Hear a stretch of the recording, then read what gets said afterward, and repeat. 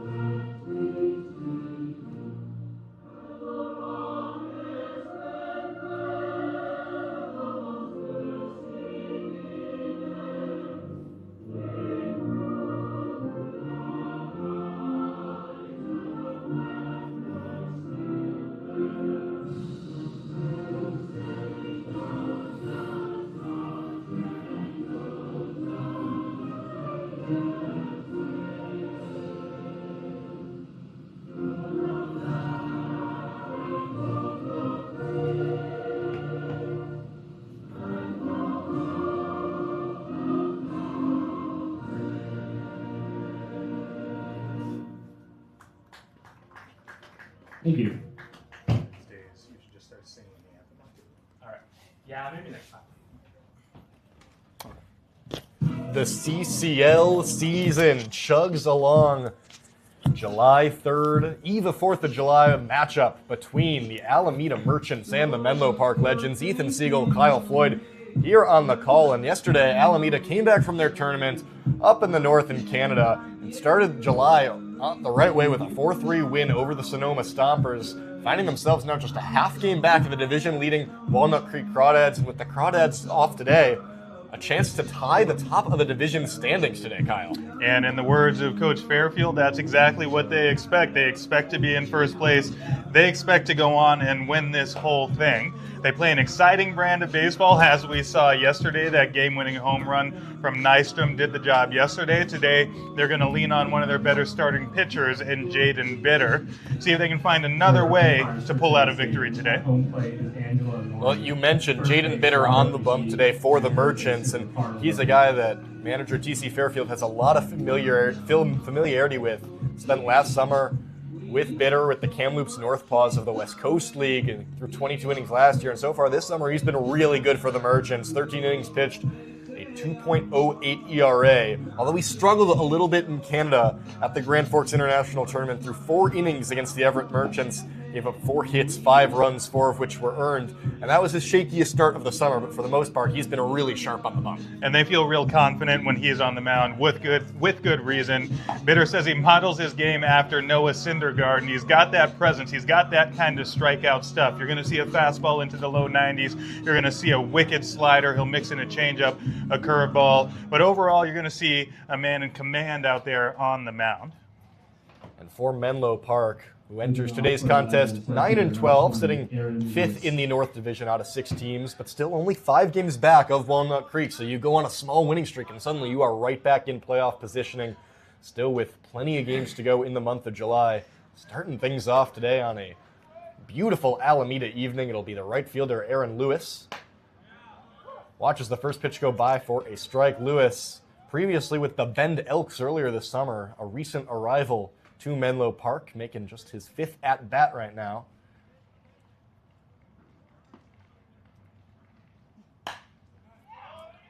Bitter fires, and that one sent foul. A number of new arrivals to this Menlo Park team as well, Ethan. They're dealing with some injury issues to a few of their key players. TJ Schmalzley, the outfielder, is out, and Joaquin Costa is also out. The pitcher Ray Hernandez is out, and so they've been piecing things together in the past few games. Now the 0-2 from Bitter goes to the breaking ball on the outside corner and gets Lewis swinging. A good start to the day for Jaden Bitter. 92nd, third baseman, number 77, James Bose. A classic sequence there from Bitter, the fastball up top that he fouled off and then got him waving at a breaking ball. A great start, exactly what you want to see if you are Alameda. And for Bitter, you mentioned, got that fastball, but he varies it a lot. It's in the high 80s, tops out, goes into the low 90s. He's a guy who was a position player for a long time, really until recently, and TC Fairfield said if he goes full time as a pitcher, he can probably get that velo up into the low to mid 90s to go with that fastball. He's got slider, curveball, and a split change. So more of a changeup that sinks as Bose skies one. Mendoza, the catcher, backing up, but that one's going to get out of play. Bitter's got a decorated history for sure. He was first team all-conference as an offensive player in JUCO ball at Gavilan College. And at the D1 level in Ball State, he was hitting .400. Tremendous athlete, tremendous ability offensively, but also a great live arm on the mound. A handful of Ball State Cardinals on this Merchants team, including Ben Giovanetti, also on the roster. Bose watches one go by him for a ball, so now a 1-2 count. Bose has been Menlo Park's best hitter for a majority of this season, hitting .319 across 19 games. Swings on the 1-2, chops it foul. Continue that thought on Bose. Leads the team in doubles, home runs, runs batted in, hit by pitches. He's got an OPS of 973. He's been stellar for a Menlo Park team that's struggled a little bit to manufacture offense at times.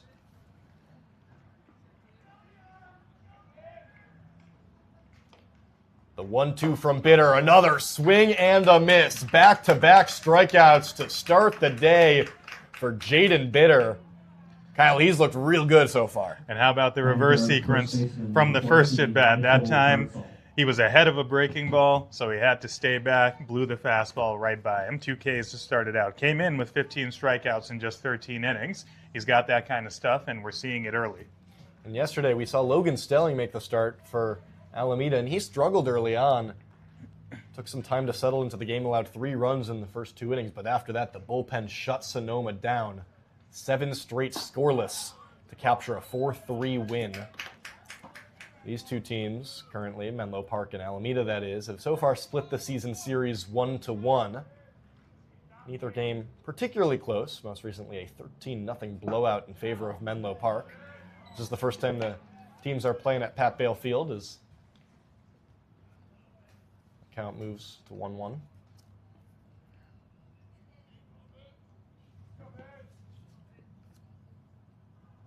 Bitter kicks and delivers. Breaking ball that time, and it froze Mitchell Birdsall, the first baseman in today's contest.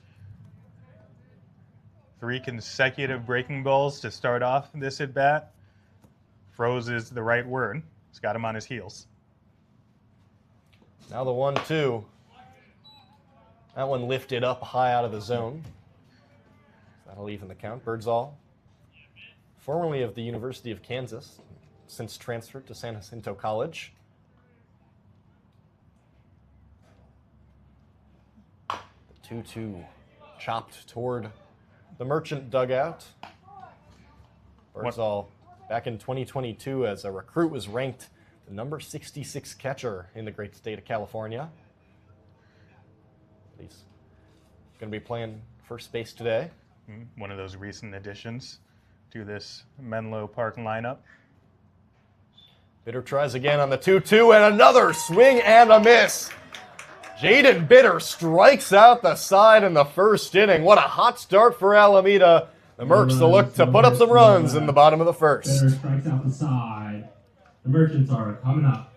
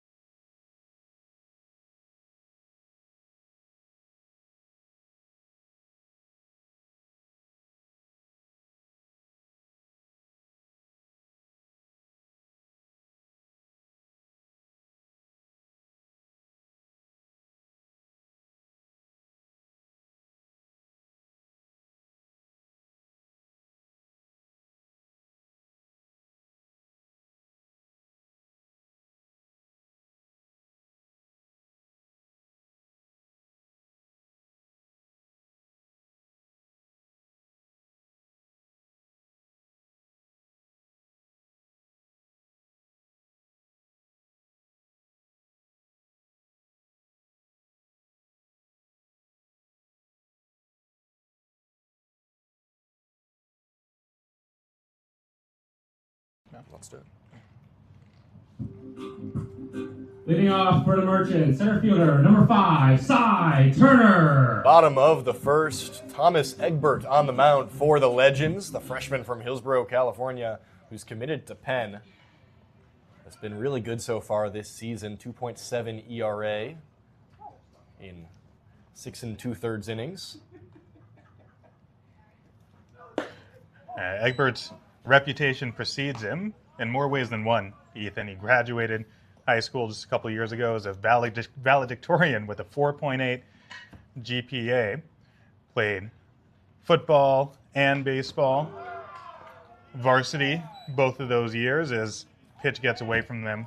Yeah, As both he the hits first Turner two there. pitches really got away from him. The first one missed way outside, second one way inside, and plunks Cy Turner, another new leadoff hitter. Back-to-back days with new leadoff hitters for Alameda. Yesterday we saw Caleb Latimer in the one spot. Today Cy Turner, whose bat has been really coming along as of late. And not to mention, he's got 8 stolen bases on the season, so always a threat on the base pass. And he quickly shook off that beanball and looks to be okay as Jace Jeremiah, That's been a mainstay at the top of the Alameda lineup, steps in.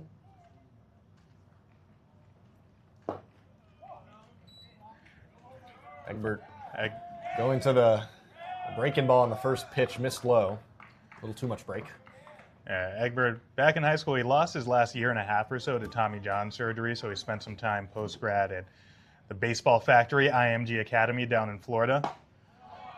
It's where he regained his stuff, including that fastball that was clocked up to 92. He's got a cutter, a changeup, a curveball, a changeup, a lot of horizontal break, a lot of spin on it. Still getting back into shape, recovering from that injury. As you mentioned, looked good so far this summer. Missed there on the 1-1 pitch to Jeremiah. Jeremiah 0 for 3 yesterday with a hit by pitch. Haven't been many hitless days for Jace Jeremiah so far this summer, batting .340 on the season. An OPS just a hair under 900. He's already got 7 multi-hit games on the season as Jeremiah lets a strike find the zone. And also a guy that has been as important off the field as he has been on the field.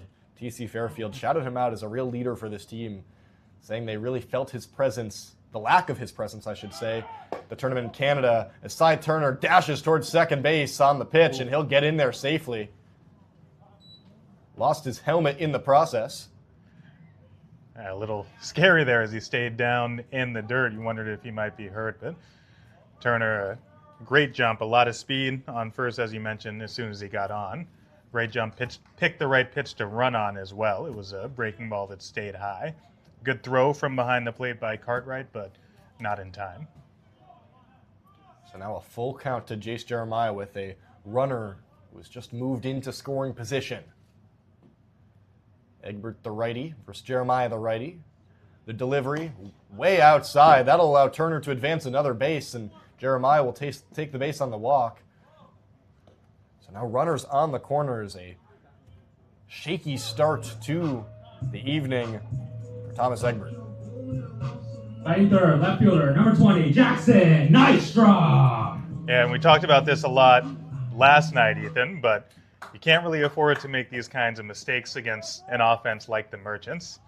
They're plenty good without getting extra bases and extra outs, and you're setting yourself up to be in some trouble, especially with Mr. Nystrom coming up to bat. Nystrom, another guy TC Fairfield said as a leader. Actually, this whole top 3 were the 3 he named when we asked him that question, who's taken on leadership roles. Turner, Jeremiah, and Nystrom. Turner, more of a vocal leader, while Nystrom lets his play do the talking. He swings at the first pitch. That's going to get to the outfield by the shortstop, Beal. Turner will score. Jeremiah advances to second. An RBI single for Jackson Nystrom. His bat has been scorching hot as of late. Had a 4-home run tournament up in Canada. Had his first CCL season homer in yesterday's contest. And continues to just drive in runs for the Merchants with an RBI single here in the bottom of the first. Yeah, first pitch swinging that time, and the ball just tends to sound different when it comes off his bat, doesn't it? Stung that fastball through the 6-hole. So Alameda jumps out to a quick lead. They've been playing ahead in so many of these games. An offense that is delivered early and Emmett Finney. We had a 2 RBI single in yesterday's contest.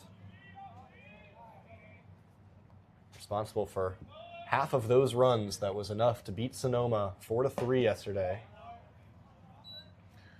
Yeah, we talked about the middle of this lineup coming alive and that being really important for this Merchants offense. Big days from Nystrom and Finney yesterday and potentially the start of one today.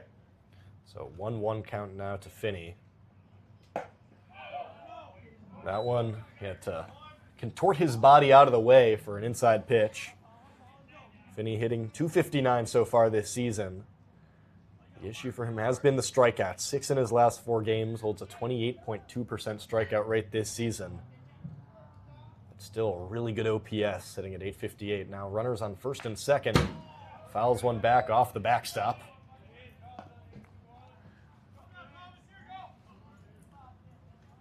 So far already this inning, 3 Merchant hitters have reached base. All different ways, a hit by pitch, a walk, and a single.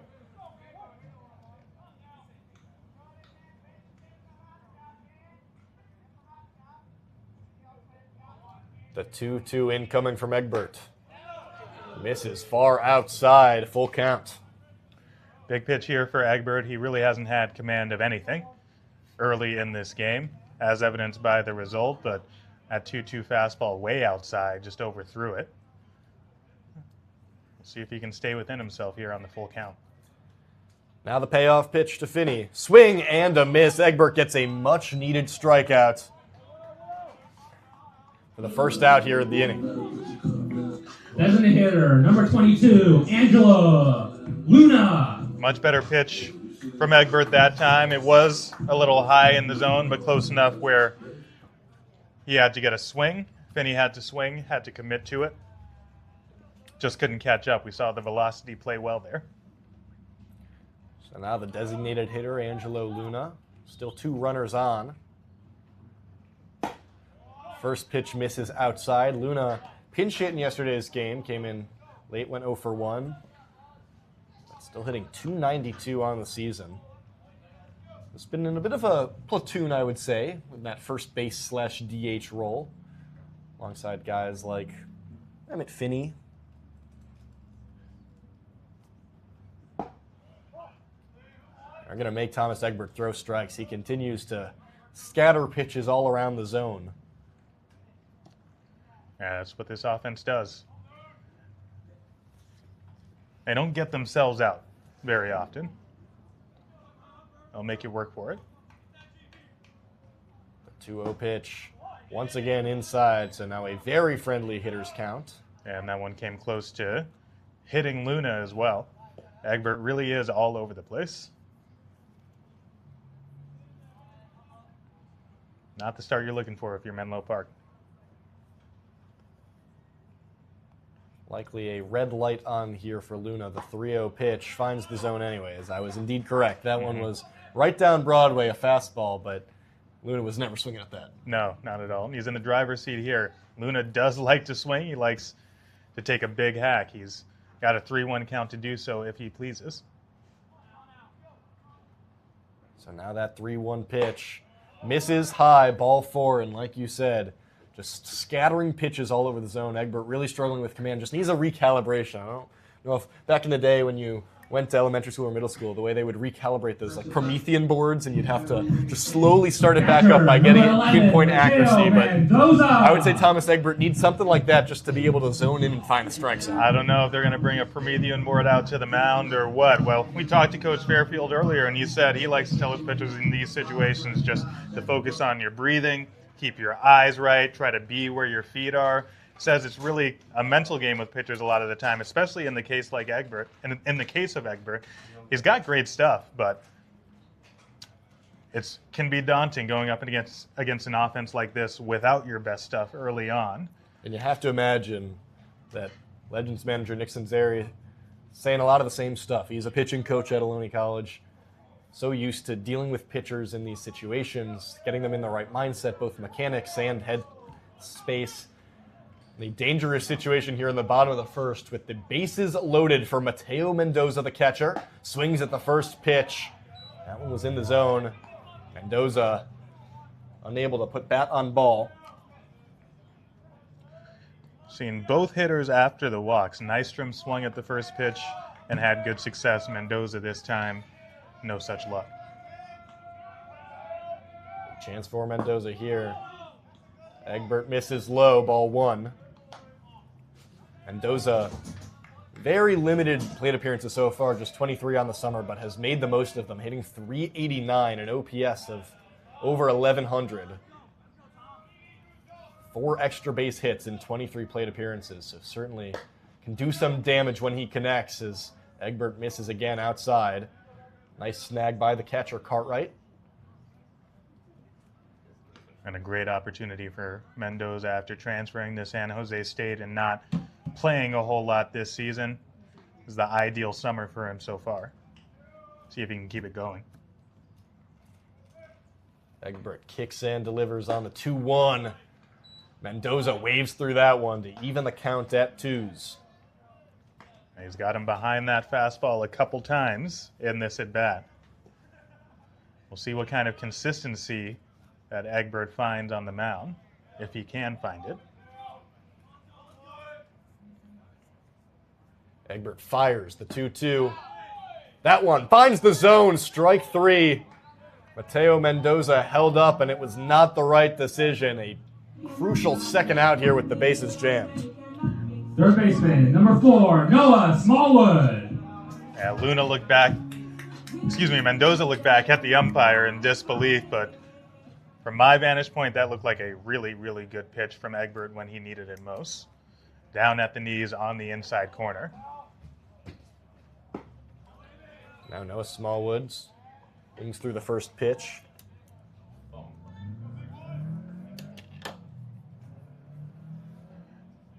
Smallwood, a late addition to the lineup today. Finds himself with 3 ducks on the pond. Falls behind 0-2. Noah Smallwood has been really struggling at the plate as of late. An astronomical strikeout rate, 63% on the season. Yesterday, 0 for 3, 3 strikeouts before he was pulled for a pinch hitter late in the game. Trying to find some positive momentum, a big situation here. A smart take on an 0-2 pitch that was very tempting. Moves the count to 1-2. One of those situations where I think if you're Smallwood, you want to shorten up and just make contact. Egbert throws in the 1-2, strike 3. Noah Smallwood goes down swinging. His struggles continue. And the Merchants will strand 3, but did plate 1. Alameda jumps out to a quick lead as we head to the second.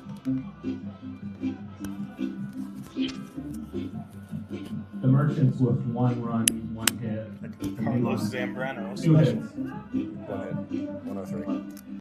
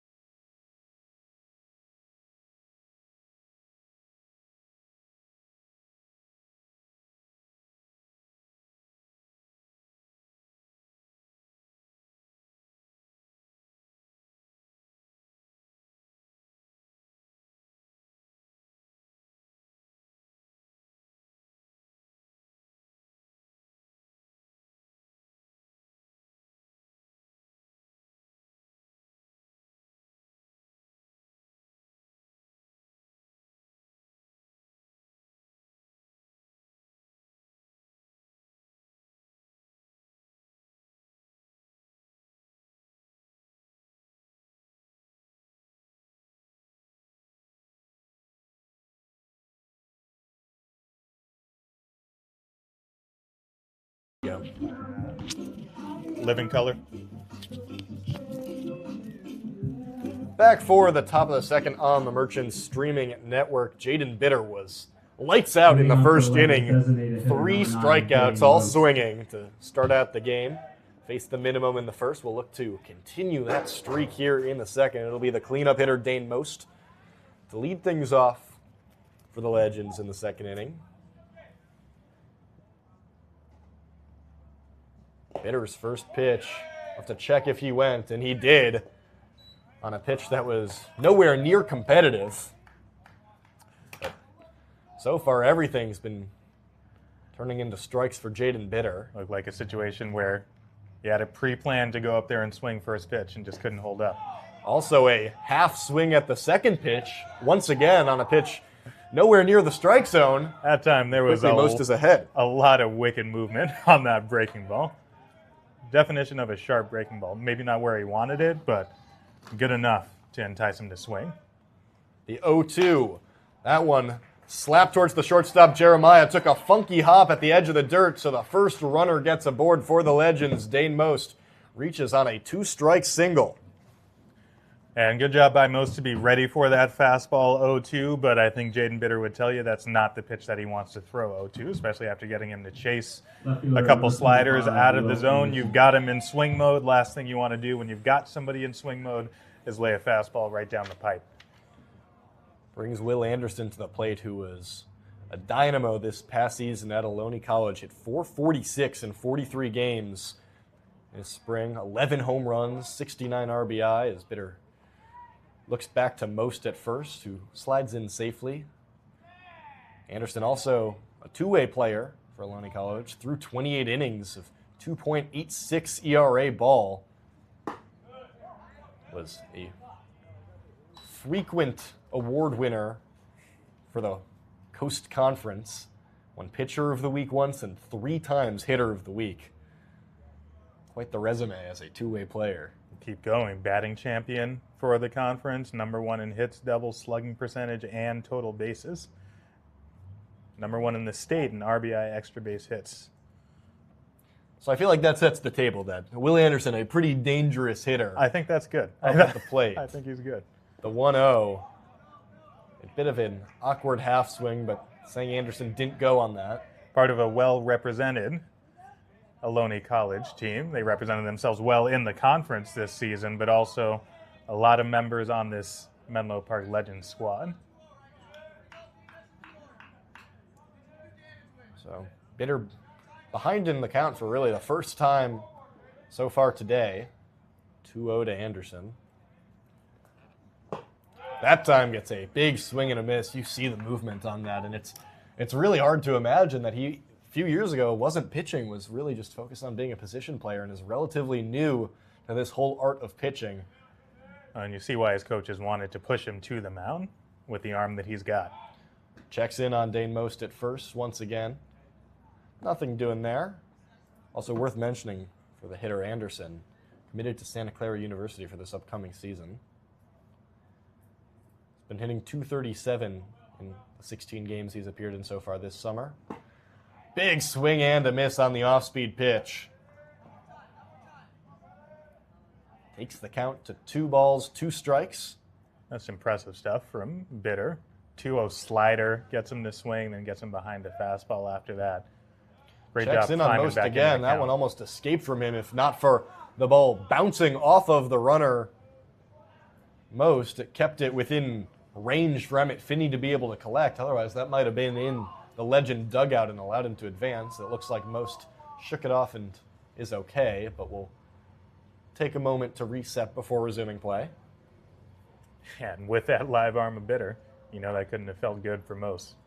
Looks like he's all right, though. Bitter has certainly been keenly aware of Most, and that lead on first, he's been pretty consistently about 2 full shuffles off the bag.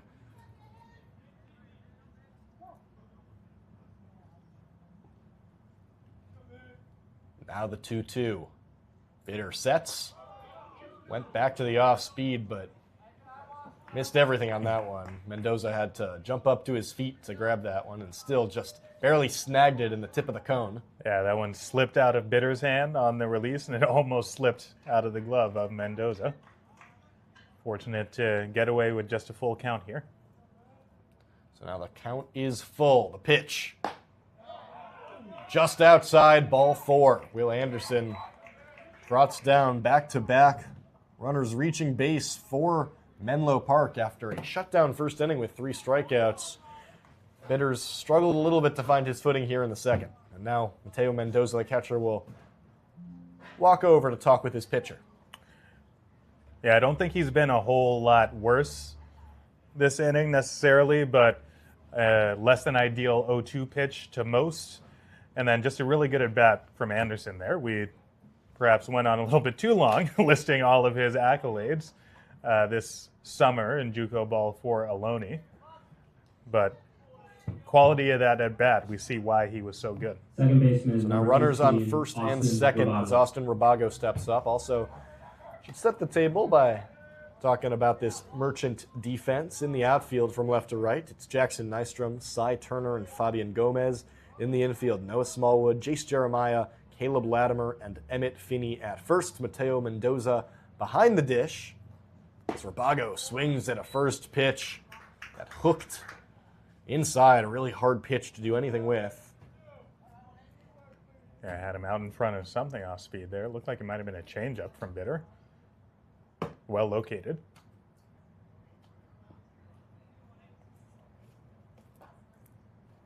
Still aware of Most, who has advanced to second base, looks back twice and then fires a pitch in.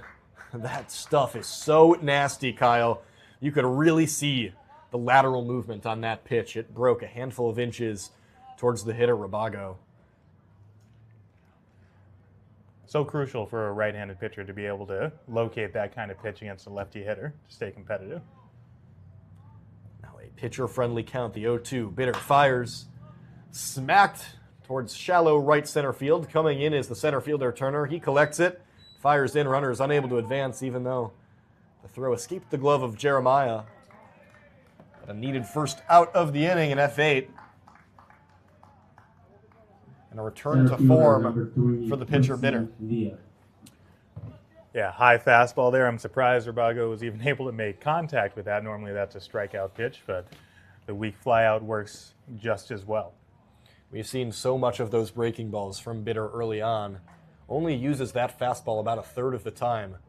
It's a lot of pitches that have funky speeds, funky breaks that these hitters have to adjust to. Now Quincy Villa going to try and adjust to that stuff. He swings at the first pitch and gets a hold of it. Sends out into straightaway left. Jackson Nystrom makes the play for the second out. 2 pitches, 2 outs after 2 runners got aboard to start the inning. Yeah, another well-placed fastball. Even if these Legends hitters are looking Catcher, for it, number 19, Ryan Cartwright. it's a tough pitch to get on top of, as evidenced by Villa there. Now Ryan Cartwright will try and salvage an inning that looked really promising just about 60 to 90 seconds ago with 2 runners on and no outs.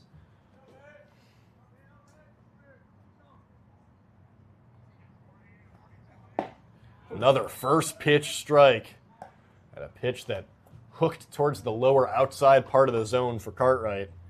You can really feel it for those righty hitters trying to chase those pitches. A quick reset for Bitter before the 0-1. Goes right back to it. That one came in at 76 miles per hour and just hooked.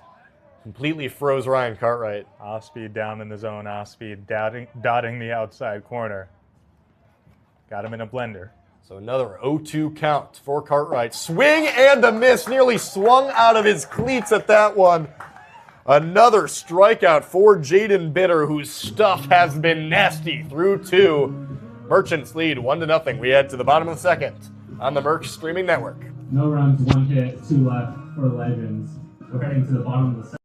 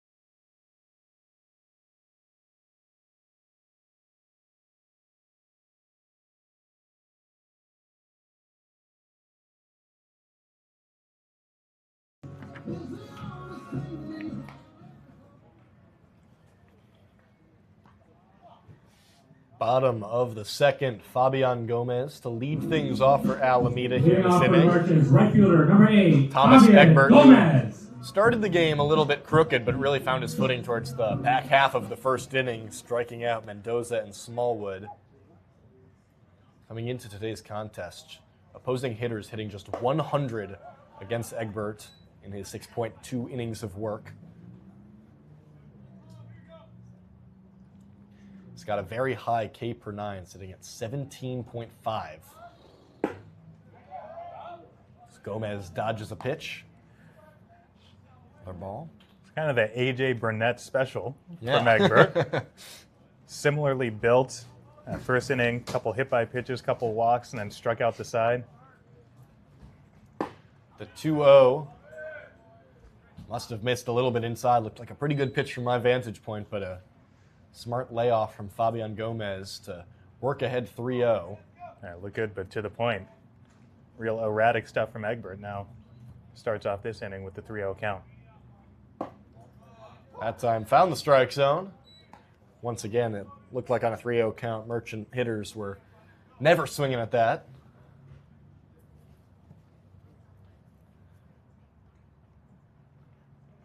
The 3-1 inside, ball 4. Fabian Gomez draws a walk to start out the inning. That's how his July will start. He didn't play in yesterday's game, but was crucial for Alameda at the Grand Forks tournament. Hit 286 across 5 games, including 3 doubles up in Canada. Chance to carry over that momentum back to the States. Be an important part of this July push for Alameda. And as we mentioned at the top of the broadcast, currently just a half game back of the North Division leading Walnut Creek Crawdads. A chance to tie Walnut Creek atop the standings if they're able to get a win today with the Crawdads off on this Thursday evening. For an affiliate team, the sole affiliate team in the North Division, about halfway through the season, you have to be happy with what you've been able to put together, an 11-5 record. But if you're Alameda and Coach Fairfield and team General Manager Tony Ciccacci, they've all said, they're not just happy to be a good story here in the North Division this summer.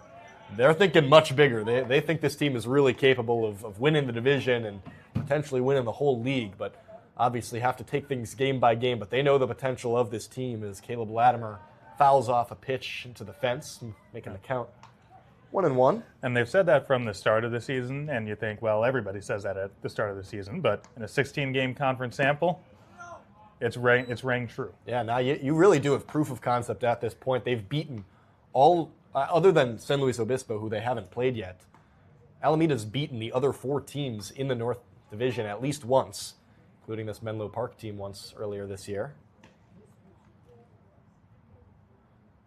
Latimer waits the 2-1 from Egbert.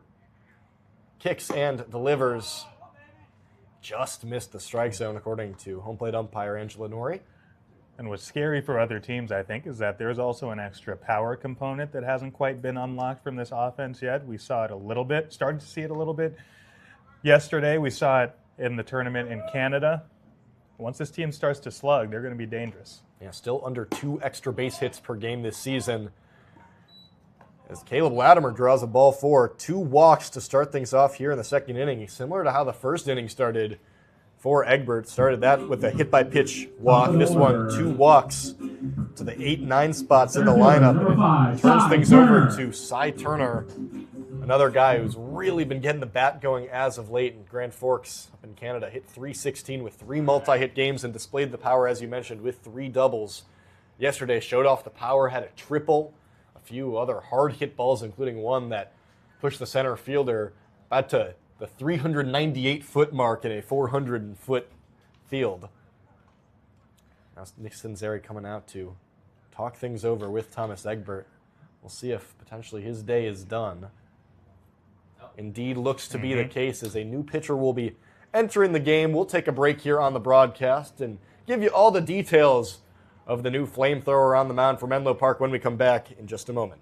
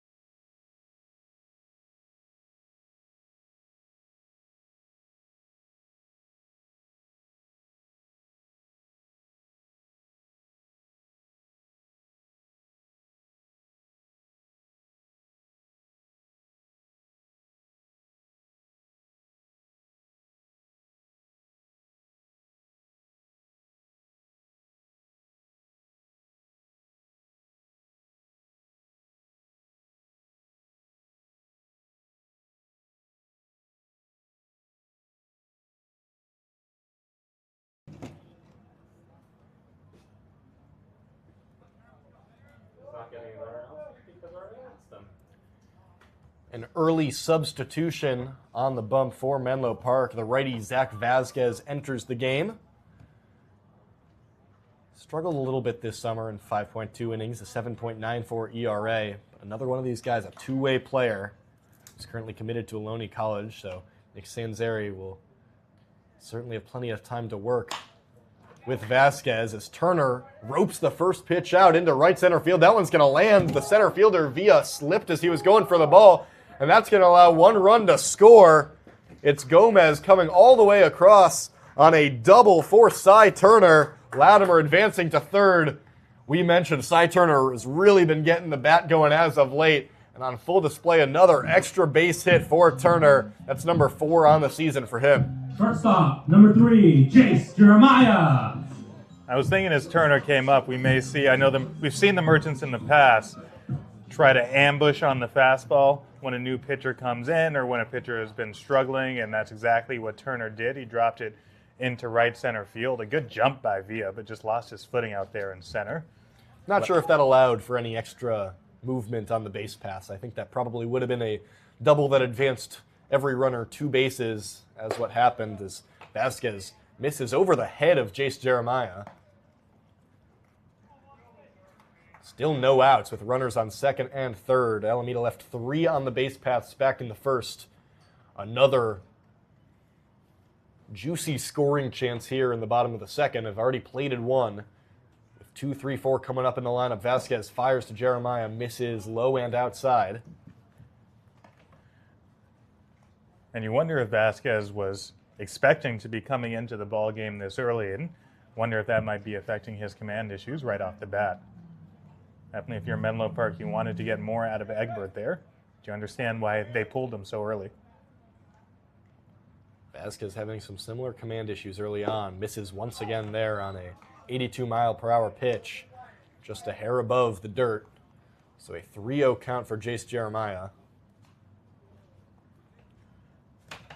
With runners on second and third and a dangerous hitter, is it still that common philosophy? Do you think it's a red light here, or are you letting Jeremiah swing if there's something down Broadway? I think it was a red light, and I think that was the right choice as well. Would have been a tough pitch. That one wasn't truly right down Broadway, a little bit to the outside part of the plate. Don't want to bail a pitcher out when they're having trouble locating. Make him throw 2. The delivery on the 3-1, swung on, roped. And that's going to land. That'll score a run. Jace Jeremiah, a bloop single. Another run coming in. Cy Turner hustled around third base and scored a 2 RBI single for Jace Jeremiah. And the Merchants have pounced early, 4-0. The Mercs lead.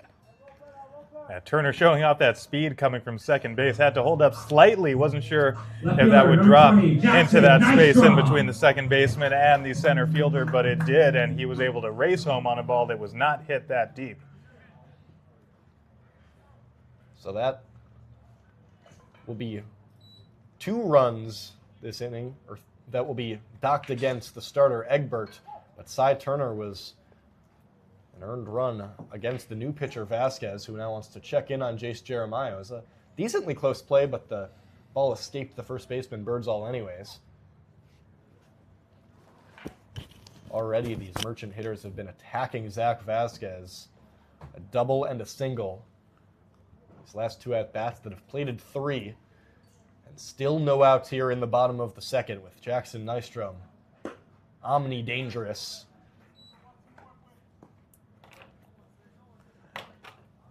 It's an important first pitch there if you are Vasquez, being able to nail the outside corner. One of the few first pitch strikes from any Legends pitcher in the early going. Nystrom waited on that one and a little too late, poked that one off the end of the bat towards the Legend dugout. Falls behind 0-2. Nystrom had that RBI single back in the first.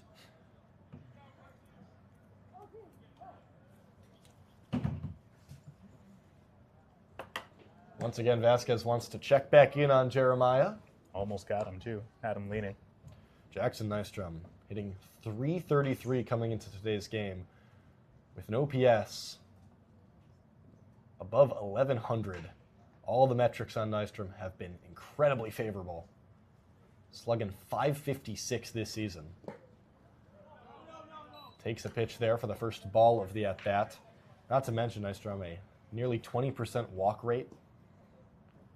In his last 5 CCL games, Nystrom's been hitting .412 with a .565 on base percentage, and recently has been playing the outfield for the Merchants, with the team a little bit short on outfielders at the moment. Usually we've seen him more in a DH role, but asked to play the field today. Another good eye on that pitch to even the count at 2-2. It's looked good out there in left field, too. Makes it easy, a little bit easier to have a guy like Turner over in center who can cover a lot of ground, but Nystrom has held his own defensively. Vasquez fires the 2-2. Misses. That's 3 consecutive balls after getting ahead 0-2. And 3 that Nystrom didn't really have to think about.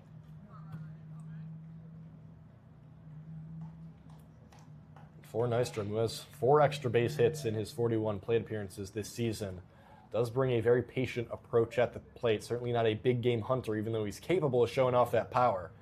Now the payoff pitch from Vasquez just got a tiny piece of the bat, enough to keep the at-bat alive. I was ready to deliver my strikeout call, but Nystrom just barely touched it. And I think Vasquez was ready for you to do the same. You got to be thinking, oh, come on. I got the foul tip. I got it in his glove, but Cartwright just not able to hold on. So he's going to have to make another pitch to a dangerous hitter. The payoff pitch misses outside, ball 4, and Nystrom works a walk and just continues his success at the plate. With the RBI single in today's game, plus an RBI yesterday's game from that home run. He's now has 11 RBI in his last 6 games played.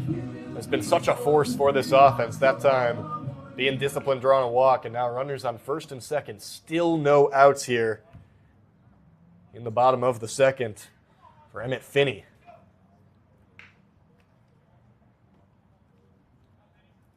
Finney struck out back in the first.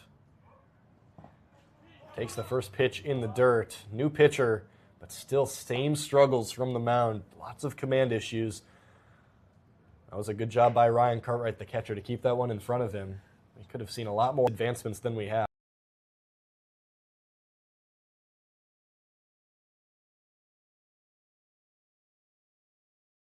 Now, rocks and loads. Finney gets a handle on that one, but trailing foul.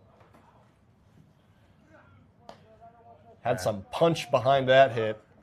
A little off speed on the inside corner, just out in front of it a little.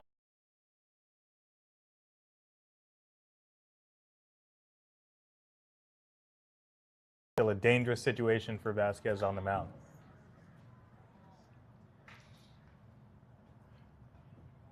Now Vasquez kicks and deals. Outside once again. When he's been missing, it's been in the dirt or a lot of times those breaking balls low and outside. I was about to make the same point. Just like Egbert, the misses aren't close. It's those non-competitive pitches that I talk about a lot.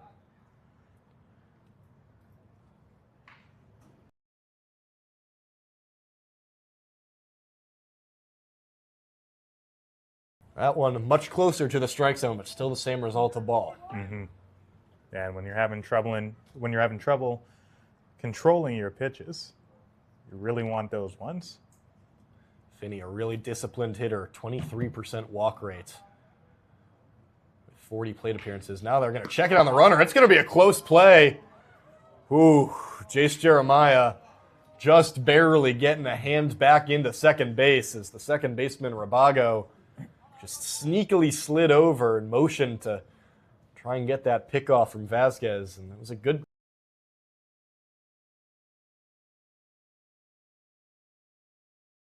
Finney draws a walk. That's already 4 walks this inning between 2 different pitchers. We have bases loaded once again and still no outs through 6 batters of this inning. Menlo Park really struggling to get anything going. They faced 13 hitters. They've walked 6 of them. I'm not a math major, but that's almost half. Yeah, I believe. I think you're about right on that. I'm Okay. certainly no math major either. So you're the Northwestern guy. I think. Yeah, might but know you a little know, more. journalism major at Northwest. There's Yeah. a reason that I'm not in the Northwestern School of Engineering. Yeah. There's a reason we're here in the broadcast I booth think rather than one of the stats interns, like I our know. guy Octavian, who's celebrating his birthday today. Worth shouting out while we get a little happy change on the mound. 19th birthday, the multi-talented Octavian, not just our Yeah, stats not just man, stats guy, but today, while we're short a few interns, we mentioned how Alameda short some outfielders, also short some interns today. So Octavian DJing today, running the in-stadium scoreboard, plus the scoreboard that you're looking at here on the broadcast.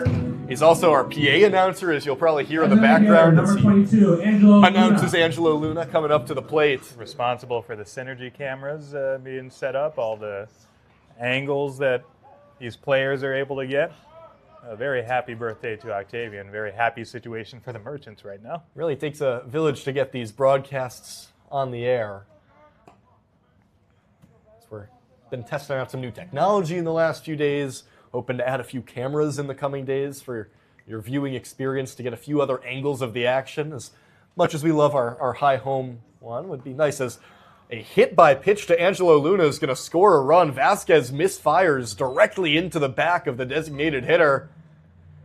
And it will mean Jace Jeremiah steps on home and another run scores. That'll be an RBI for Angelo Luna. That's the painful way to get an RBI. Yes. Catcher, number 11, Mateo Mendoza. Sure, Luna appreciates the RBI, does not appreciate the method, but you got to appreciate what you've seen so far if you're the Merchants from this offense.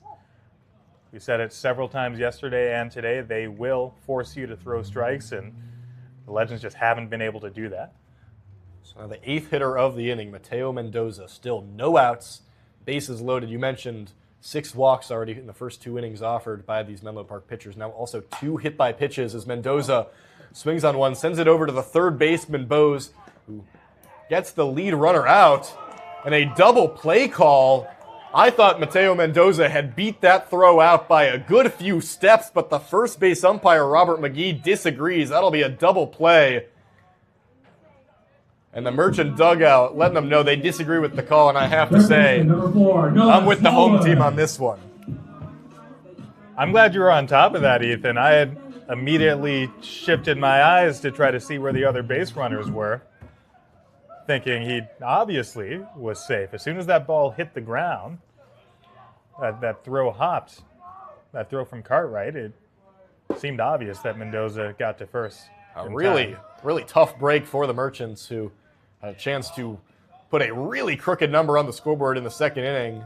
Menlo Park had the lead runner anyways, but then a controversial call at first base that would have been bases loaded with 1 out. Now instead 2 outs with runners on second and third as Smallwood falls behind 0-2. His strikeout struggles have been well documented at this point. Trying to avoid the same fate here.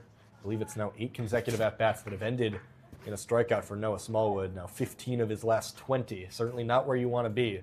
But a chance for some of his first RBIs of the season here.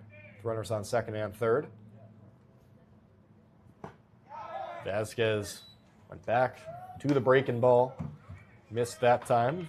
When you're up 0-2, you can afford a few of those pitches on the outside of the zone, especially against a hitter like Smallwood, who's been a little bit prone to swinging at some pitches outside of the zone.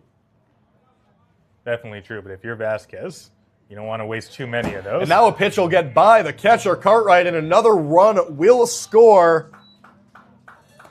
Jackson Nystrom, or Emmett Finney, comes home to score. Now it's a 6-0 lead for Alameda.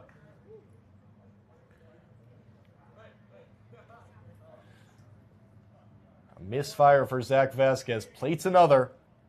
Now Noah Smallwood. Chance to make it 6 here in the second. With a cowbell ringing in the Merchant dugout. I want to see Distracted this. Vasquez a little bit. Now we'll get a meeting between catcher and pitcher. I want to see this be a get right at bat for Smallwood. He's facing a pitcher who's had a lot of command issues. Mentioned to you off mic, it seems like his body language going into the box. He's got the weight of all of his struggles up at the plate on his mind. You want to see him take if Vasquez continues to be wild here. 2-2 count. Smallwood swings and misses, so that'll end the second inning, but not before a major dent on the scoreboard from the Merchants. 5 runs in the second inning.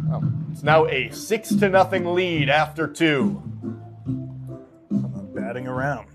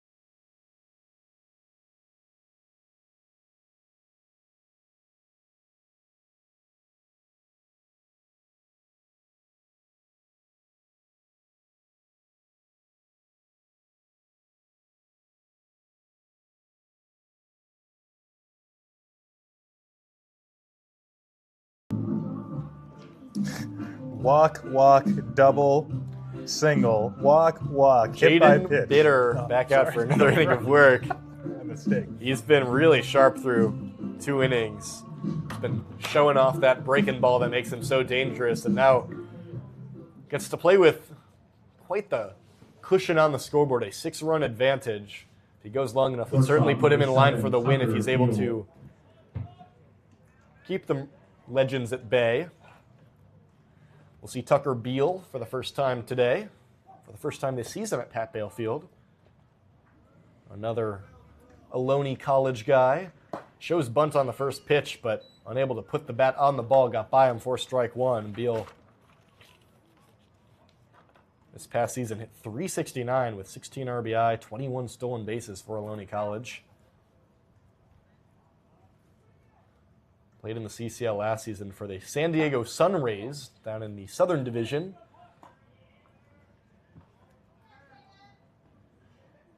Now a 1-1 count, and Beal, guy who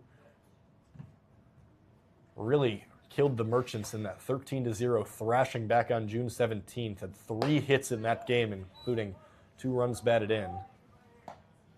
Works ahead 2-1 against Bitter. Still coming in at the corners, or at least at first base, expecting another potential bunt attempt from Beal. Bitter fires the 2-1. Mid-80s, just a tad low. Moves the count to 3-1 on it's a bit of a chillier night here in Alameda compared to past few days. Sitting in mid-60s with the breeze taking us down into the low 60s. 3-1. Misses high. Jaden Bitter walks the leadoff hitter, Tucker Beal. Out of frustration for Bitter in that at bat. Right fielder number 20, Aaron Lewis. He doesn't think he deserved all of those calls quite. See if he can reset here with the top of the lineup. The lineup card, as Kyle mentioned, turns over to the right fielder, Aaron Lewis.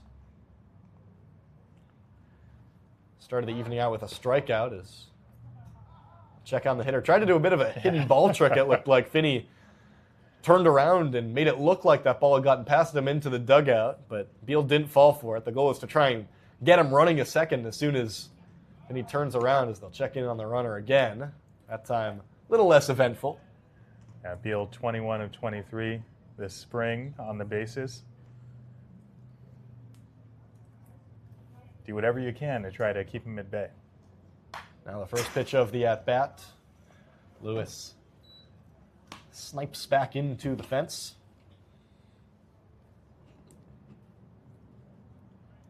Yesterday, Menlo Park snapped a 4-game losing streak with a 5-4 win against Walnut Creek. Certainly Alameda thankful for that help in the standings as they chase the top spot in the division. The 0-1 pitch to Lewis. Just misses outside ball 1. There are a lot of good players, some good components to this Menlo Park team. Their record doesn't show it. ERA is real high, but they have a good defense. They have a lot of talented folks on offense, but they've suffered through a lot of injuries, and they just played a lot of games where they couldn't get all phases of the game going in concert. Bitter's been very concerned about these runners, checking in on them again. It was first Bose a few innings ago. Was taking up a lot of headspace of Jaden Bitter that time. Pitch in the dirt, runner goes, throw takes one hop, but in there safely is Tucker Beal. Bit of a awkward play. It looked like Mendoza was just a tick late in IDing that, snagging the ball and sending it down. It was a really good secondary lead by Beal. The Oakland A's used to have a player, John Jaso. He was a catcher, not very fast, but a lot of plays like that where you take such a big secondary lead, and as soon as the ball was in the dirt, he was off to second base. Take a lot of extra bases that way.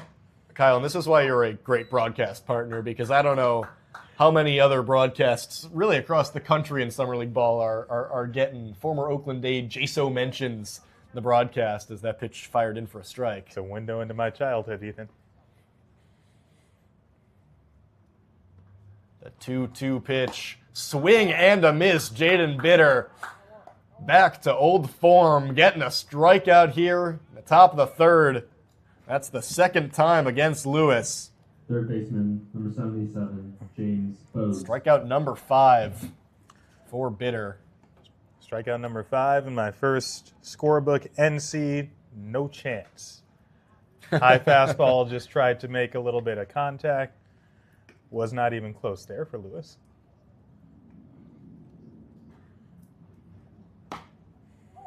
That pitch had some snap behind it, but a little too far outside to James Bose.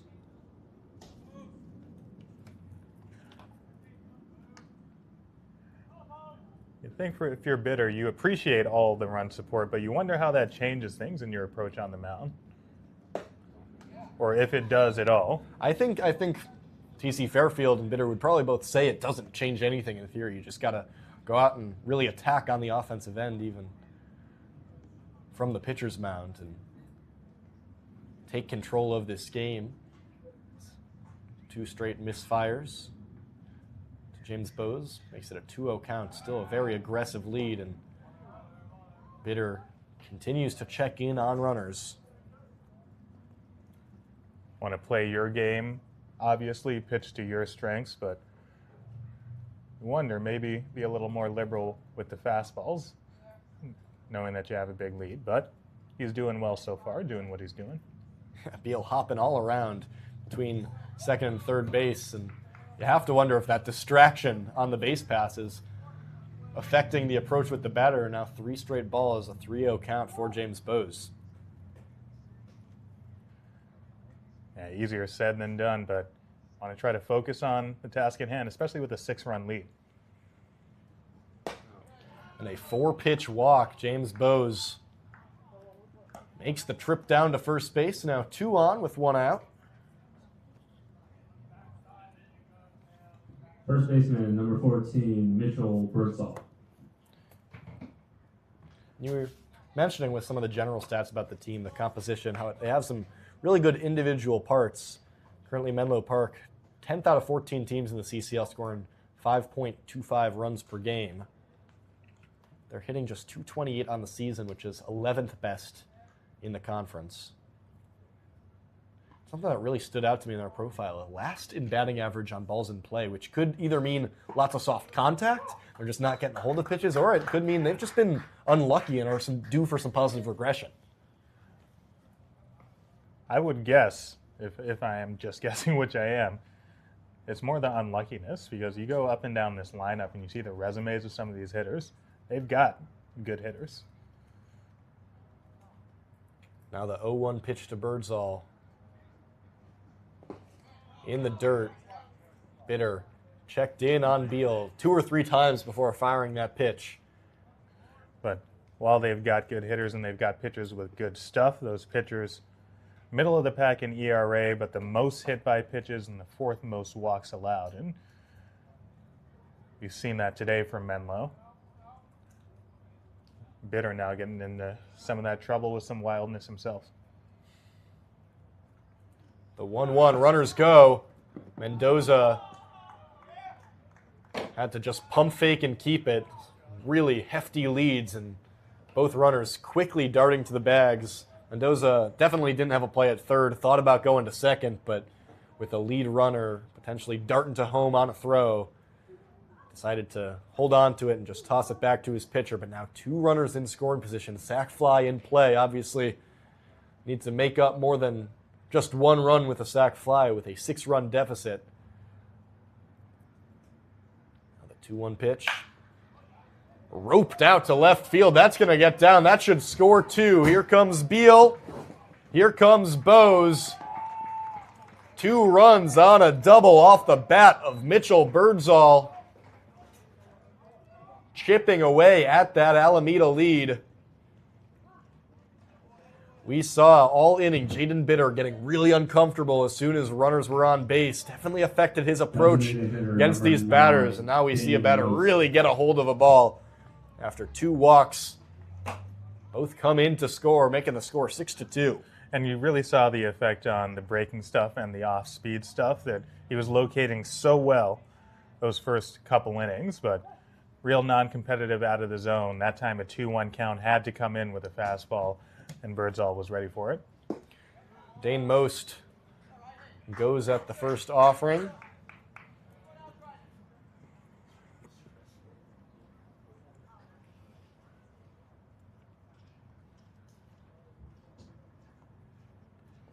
Still a runner on second with 1 out. It's been a very long early portion of this game with some multi-run innings on both sides. Don't know where that pitch missed, but it'll be ball 1. I think you already see a difference from Bitter here. It's not a runner as talented as Beal on second base, but he is hyper-focused on the man in the box. Most singled back in the second against Bitter, who knew that one wasn't there as soon as it came out of his glove. Didn't like it. Still no action in the Merchant bullpen. Most now 4 for 8 against the Merchants this summer with a triple, 2 RBI, walk. He's been really solid against Alameda, hitting .283 as a whole. 8 runs batted in, a 1-to-1 walk to strikeout ratio. So that pitch barely missed. Now a 3-1 count. And a couple at-bats this inning as well. Starting off with that walk with Beal, where the zone has gotten a little tight on Bitter as well. Yeah, Angela Norrie certainly, it's a small strike zone. Despite Dane Most standing at 6'2", plenty of room to paint that time. Perfectly touches the inside part of the plate. Most was never going at that one. So now a full count, a big situation for Jaden Bitter. Runner goes on the pitch, but it's going to be swung on and sent out. A blooper into shallow center. Trying to dive and make the play was Turner. He was unable to get to it. The ball squirted out of his glove. Some good base running as well for Birdsall, who had to be aware that if that ball was caught, he was going to have to hustle back to second base. Saw it drop and was able to stay at third. But a single, and now runners on the corners. That's 3 straight base runners who have reached. Almost an incredible play from Turner in center field there, racing in, full extension on the dive. He had it in his glove, just wasn't able to hold on to it. If you're Bitter, you got the contact you were looking for, just a blooper, but it found a spot in the outfield. So now Will Anderson, who walked. Runner goes on the pitch. Mendoza faked it towards second, will allow him to advance. You see some teams really go to that often with runners on the corners, that as soon as the catcher throws down to second, that runner on third is darting towards home. A lot of times you'll see defensively, teams will fake him out by throwing it down to the pitcher or the second baseman before delivering it straight back to the catcher to try and get that lead runner and prevent a run from scoring. It's not what happened there. Now runners on second and third, 1 out. As Anderson pokes one foul. Yeah, it really increases the pressure on Bitter to get out of this thing at the plate. You understand wanting to prevent that runner from coming home, but I do think in that case a good throw from Mendoza would get Most at second base. Anderson had a triple in a game against the Merchants earlier this season. danced back out of his stance on that one to avoid an inside pitch.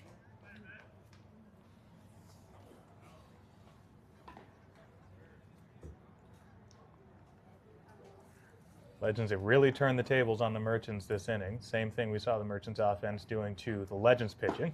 Bitter slings and deals. Good pitch there on a 2-1 count to get a swing and a miss even in the count at deuces. It was a very good pitch, but they have grinded out these at-bats. And with Bitter struggling to locate his off-speed stuff in the zone, they have forced him to offer a pitch to their liking. That's for time at the plate.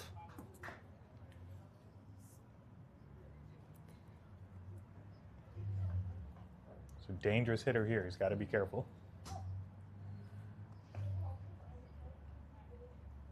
Bitter rocks and loads.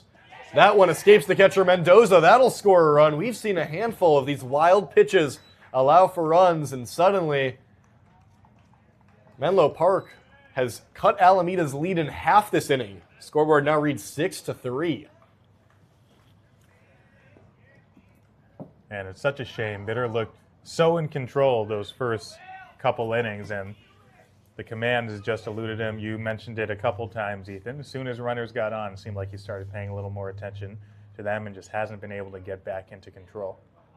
Sac fly still in play with the full count. Now fouled off, so we'll do it again. And in addition, this inning has done some damage to Bitter's pitch count. This at-bat, which will now be on pitch number 7. In addition to the 5 other batters Bitters faced this inning, we have now seen some movement in the Merchant bullpen. Can't tell who it is just yet, but this might be the last inning for Jaden Bitter. Still focusing on the task at hand. Gets a crucial swing and a miss. Looked like a foul tip, but Mendoza able to glove it for the second out. And boy, did Jaden Bitter need that to get back into his groove. Yes, he did, and he got it on an off-speed pitch as well. That was enticing enough. It wasn't quite in the strike zone, but enticing enough for Anderson to offer at it. So now Austin Rabago steps in, and this past 2 half innings have taken an eternity. We saw 9 batters in the bottom of the second for Alameda. This will be the 7th batter of the top of the third. First pitch swung on, and that'll stay fair down the first base line. It'll score 1. Rabago headed for second. He slides in safely, an RBI double for the legend second baseman, and he dances on second base. After all the momentum was with Alameda after that 5 spot in the bottom of the second, an incredible response for the legend, scoring 4 in the top of the third to make this a game. Oh, and how about a reversal of that BABIP fortune on that play? Just stayed fair inside the first base line. And now Menlo Park out-hitting Alameda 4-3, in large part because so many of Alameda's base runners have come via free passes. And both of the dugouts are very into this game. It's getting loud here at Pat Bale Field. Quincy Villa falls behind 0-1 after taking a first pitch strike, and now it'll be 0-2 after taking a second pitch strike. And it's a good call by you, Ethan. Not only are the Legends getting back into this game on the scoreboard, but they're getting back into this game in the dugout as well. Everybody up on the railing now, trying to will their team all the way back. 0-2 pitch from Bitter. Villa just able to poke that ball. It's a good pitch. Get a tiny bit of it to stay alive. That was out of the strike zone, but a really tough pitch to hold up on. So Villa went. He was able to keep the at-bat alive. He's got one more good pitch in him. 0-2 again. Skied foul, trending out of play. Will it just barely stay in? Smallwood unable to get there. It did stay in play. It was certainly a tough play to make over the shoulder. Yeah, tremendous effort by Smallwood. Darting out into foul territory just in front of the bullpens out there in left field.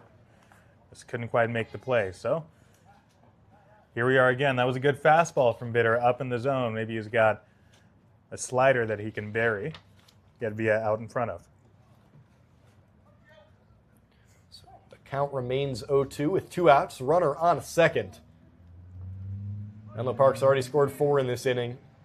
Trying to add some more. The 0-2 pitch.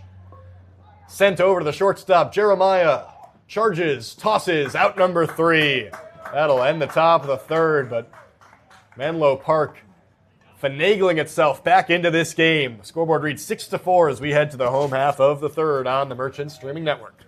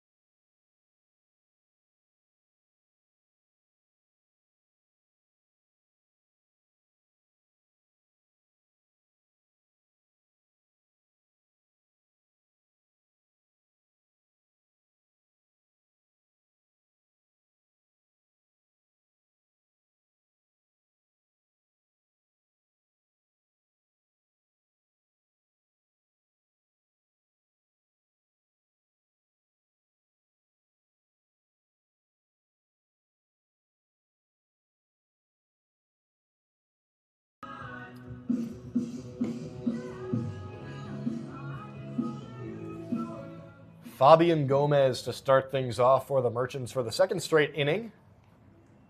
Started things off for a big 5-run inning last time by getting a walk. Fabian Gomez. This time it'll be a new pitcher in the game. Dylan Trammell, the righty, enters for the Legends of Solano College. So far this summer, 6 appearances, 9.1 innings pitched, has a save, but a 7.71 ERA. He's had some command issues, 5 wild pitches, 2 hit by pitches so far this season. First pitch was a strike to Gomez. Second one, a little low for ball 2. Trammell, the 6'1 sophomore. Last summer, spent time in the CCO with the Solano Mudcats through 22 innings for them. It's Gomez weaves at the third pitch, strike 2.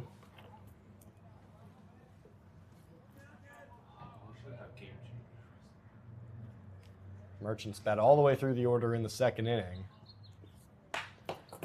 This one over to the shortstop. Beal tosses over to Birdsall for the first out.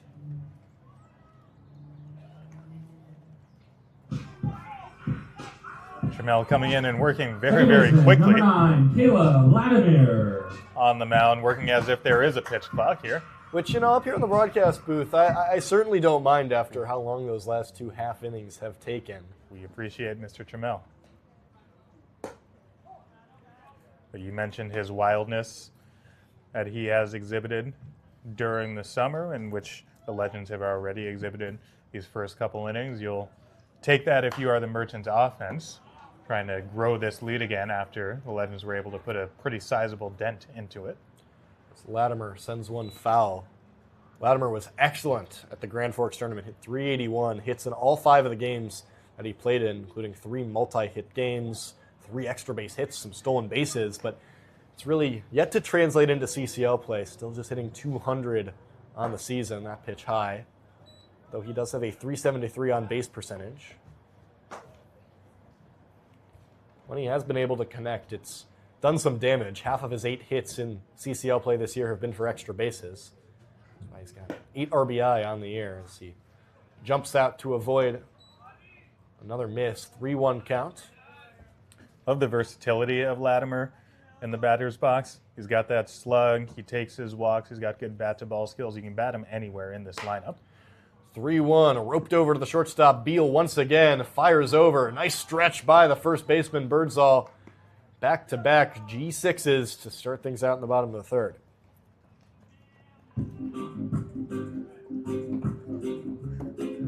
Center fielder, number 5, Cy Turner. Great actions there from the shortstop, Beal. Really a defensive wizard at Ohlone College, 988 fielding percentage. Their head coach, Mike Curran, said he is their unquestioned leader between the lines. Cy Turner swings at the first pitch, and that'll get down towards the left fielder, Anderson. Cy Turner doubled in the second, singled in the third. He's reached 3 times in 3 innings. And his bat is really coming along at the perfect time for the Merchants, especially, Kyle, when you consider guys like Ben Ryland, Dominic Nahar out of the lineup for at least this week. Shortstop. And those have been 2 of the most consistent sources of production for this Alameda offense. Having a guy like Cy Turner to go along with, Jace Jeremiah, Jackson Nystrom, who's been getting really hot as of late, helping to supplement the absences of those 2 outfielders who have been such a mainstay at the top of the Merchants offense.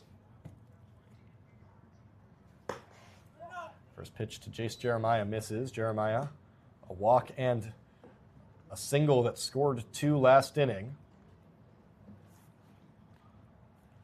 Now has 15 runs batted in the season, towards the top of all players in the CCL. Catcher Cartwright fires over to try and get Turner, who had a big secondary lead. The speedy Turner already stole a base back in the first inning.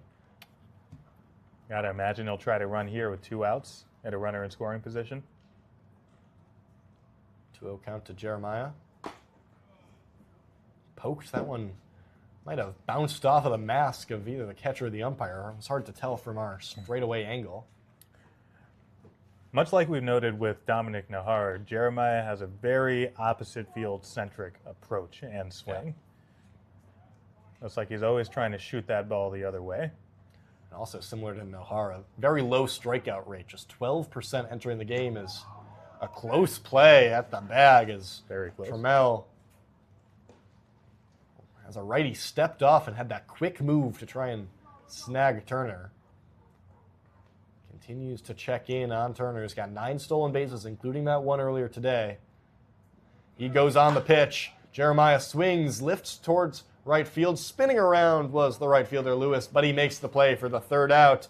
An uneventful 3rd. Score remains 6-4 at Pat Bale Field.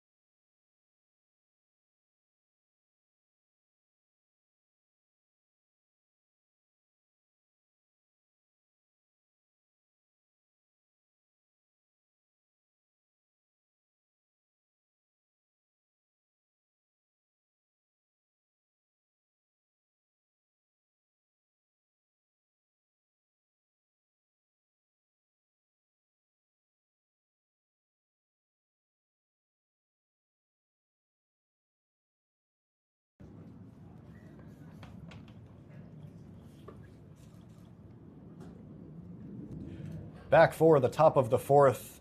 New hitter into the game is the catcher Will Robbins, replacing Ryan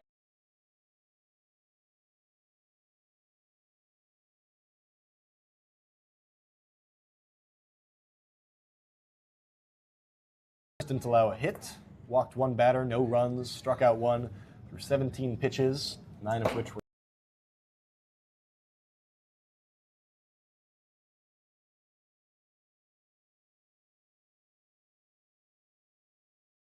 so Robbins will retreat back to home plate. And during the break, Kyle, you brought something up that I thought was a good point, that double play that we second when the Merchants put up all those runs that came when bases were loaded.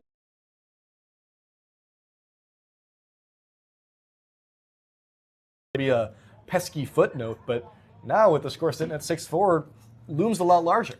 Well, especially since that gave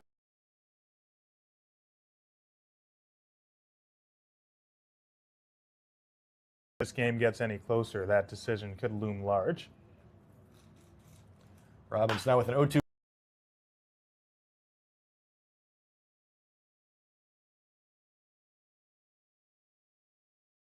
For Will Robbins, 5th hit of the day for the Legends. And good work in the box there from Robbins. He was number 7, out in front of that fastball that he pulled, just fell down the left field line, but was able to stay on that breaking ball and shoot it right back where it came from. Brings Tucker Beal to the plate, who walked last inning, stole a base, and came around to score. Beal swings at the first offering from Gamboa.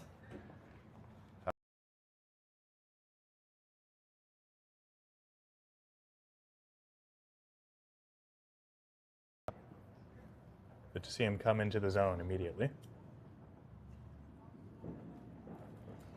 Now with an 0-1 count, Beal fouls one back, so falls behind 0-2. Still the 4th inning, but we've played well over an hour of baseball at this point. Closer to 90 minutes, in fact.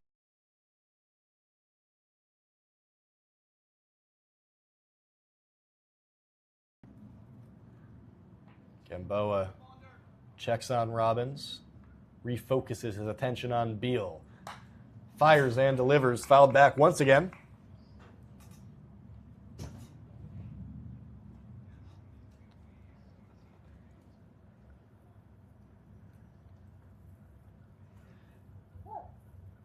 Beautiful night in Alameda. As really every home game has been a beautiful night. The summer weather here in the Bay is pretty consistently great. Runner goes on the pitch. Mendoza have had to fire from his knees. So that pitch was low and outside, kind of twisted him out of position. So Robbins able to snag an extra base. And right now, everything has been coming up Menlo Park ever since Alameda took that 6-0 lead. Now another runner in scoring position with no outs. And the top of the lineup due up in just a moment. Yeah, Gamboa tapped his chest as if to say, my bad. He knew he didn't give his catcher a chance to throw out the runner at second base. The 1-2 pitch looked like that nicked a part of Beal. Did so much work to get ahead in the count and erased all right there with a pitch that just barely hit part of the jersey and maybe a little bit of skin for Tucker Beal, but he's certainly fine as he takes his base at first. Inauspicious start for Gamboa on the mound, looking like Aaron Lewis. a little bit more of the same from the last inning with Bitter. Merchants looking for some kind of consistency on the mound. Couple runners on. Hope it doesn't distract Gamboa too much. Gamboa fires a pitch that was outside but in there for a strike.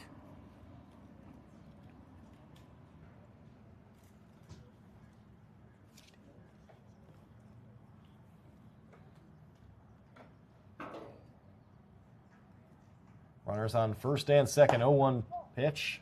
Misses outside. Looks like we have a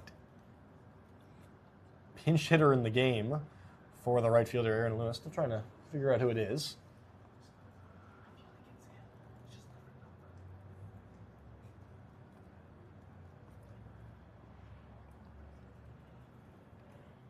Gamboa checks in on the runner. Once over, rocks and fires. Breaking ball, but low. For ball 2. Yeah, Gamboa falling behind, another hitter here. 2-1, like you said, everything seeming to go the Legends' way right now, ever since that 5-run bottom of the second inning. Just haven't been able to find any rhythm on the mound. Another pitch misses, moving the count to 3-1. They're already starting to stir over there in the bullpen for the Merchants. You know what? I do actually think this is still Aaron Lewis. Just wearing 28 when we thought he was 20. Those big loops. The 8-0 can be a little confusing.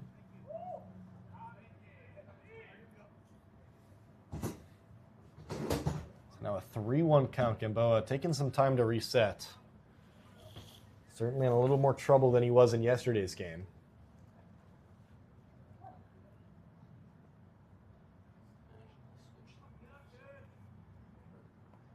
No outs here in the top of the 4th. Gamboa delivers. Finds the outside part of the plate, strike 2. We got a full count now. The one pitch he's been able to land where he wants to in the zone is that fastball. See if he goes back to it or tries something else here. 3-2. Don't want to load the bases ahead of Bose. Crucial payoff pitch upcoming for the Merchants. Gamboa hurls and swing and a miss. Gamboa gets Lewis with a strikeout. First out of the 4th inning in style. He did indeed go back to that fastball on the outside corner. Looked like Lewis might have been in take mode on that 3-2 pitch. You understand why, with Gamboa's control being a little bit all over the place, but Gamboa was the beneficiary there. It's the 3rd strikeout of the day for Lewis. He's become a little bit too familiar with those 60 or so feet between home plate and the Legends dugout, just making that walk back and forth. First pitch, James Bose took an awkward hop for the third baseman, Smallwood. That's going to allow a runner to come in and score. It was definitely a tough play to make on a sharply hit ground ball. But the Legends inch ever closer. Now the lead, which was 1-6, sits at just 1. I think that should be ruled a single based on just how hard hit that was off the bat of Bose. It was hit hard, but just maybe like to see a Smallwood square up in front of First that. baseman, number 14, Mitchell Birdsall. I have not played third base, so I don't want to impugn him too much, but that one-hand stab seems like such a low percentage play instead of getting the ball in front of him, getting his feet square. Potentially the start of a 5-4-3 double play instead is a run. So some struggles continue for Smallwood now on the defensive end, and the struggles continue for Alameda as a whole. Birdsall ropes one out into left field, scoring another, and we are tied here in Alameda with runners on second and third. A double for Mitchell Birdsall, his second double of the game, and his 3rd RBI of the ball game. What was once had the early makings of a blowout is now a high-scoring and tight affair. See, that might be it for Gamboa. First pitch swinging on the fastball, and Birdsall did not miss it. Second consecutive inning where he has really stung a line drive. The Legends dugout, certainly the noisier of the two at the moment. Gleeful to put this pressure on A.J. Gamboa.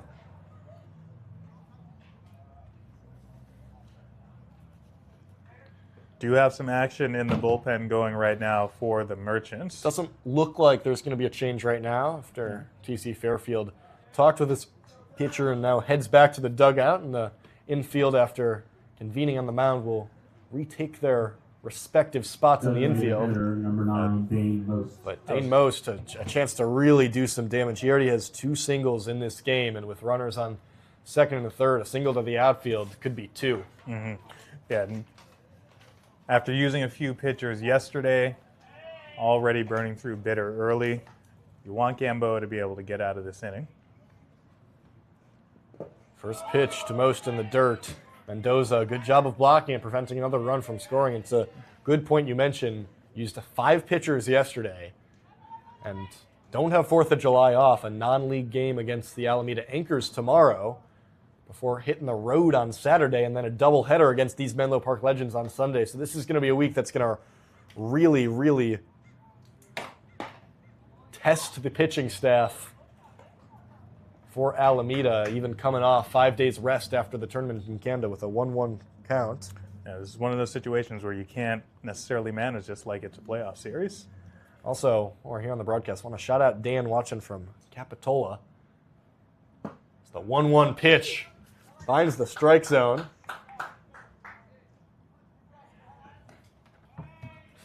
Our friend Dan, who's tuned in to the broadcast, witnessing a good one so far.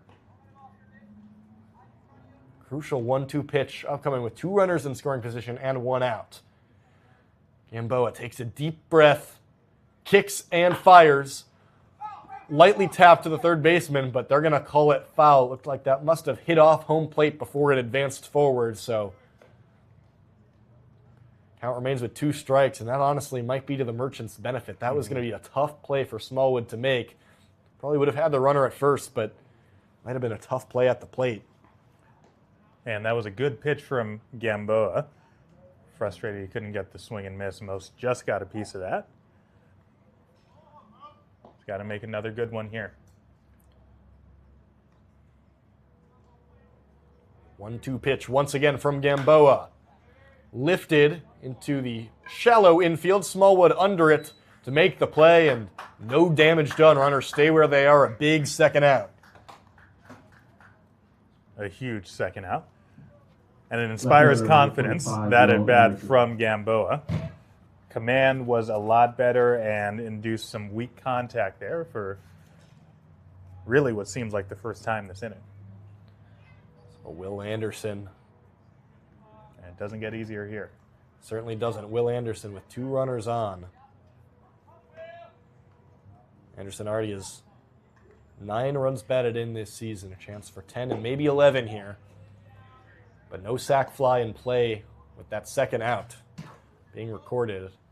Ball 1 from Gamboa.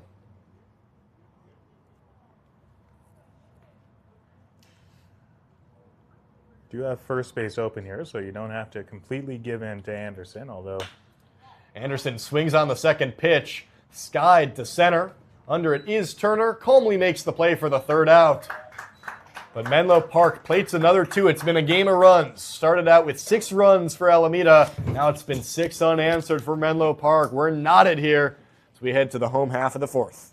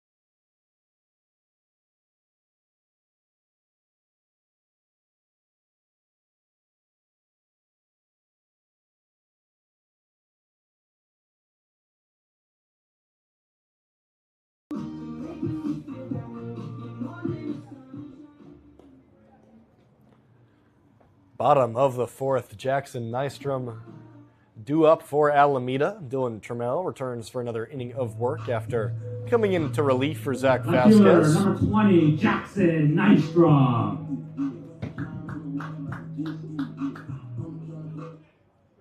Nystrom already a RBI single and a walk in today's contest, just boosting that on-base percentage, which already came into today's game sitting at .561. Certainly earned an everyday spot in this lineup with his play. He only seldom saw the field in the first few weeks of the season, but hard to ignore that power plus the on-base percentage for manager T.C. Fairfield is that plate discipline on full display so far. 2 balls to no strikes. Swings at the third offering. Missed that one, making the count 2-1.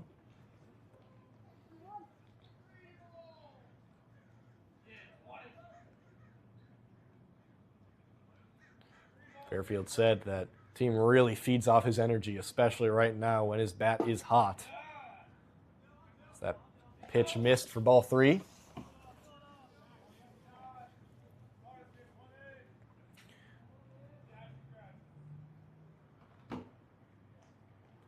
Trammell fires, fouled off to the side, so now a full count. Nystrom on June 10th against this Legends team went 2 for 2 in 6 plate appearances with 2 doubles, 3 RBI, 4 walks in that game, reached in all 6 of his plate appearances. So he's done some damage against this team. That time took a pitch, called strike 3. Nystrom goes down looking to start things out here in the 4th inning. First baseman, number 21, Emmett Finney. Backwards K to start the inning for this Merchants team. Currently 6th out of the 14 teams in the CCL in runs per game, sitting at 6.19. Sitting at 6 so far through just 3 innings, so hoping to go above that watermark today if they're going to be able to win this game with the score knotted. Emmett Finney watched one pitch go by him for a strike, swings on the second, fouled off, so quickly falls behind 0-2. How about the Merchants, who currently sit at 11-5, speaking of crossing watermarks, who last year won 13 games, 13-19, already getting close to that win mark as that pitch escaped the catcher. Robbins, who's now in the game after pinch hitting the previous inning.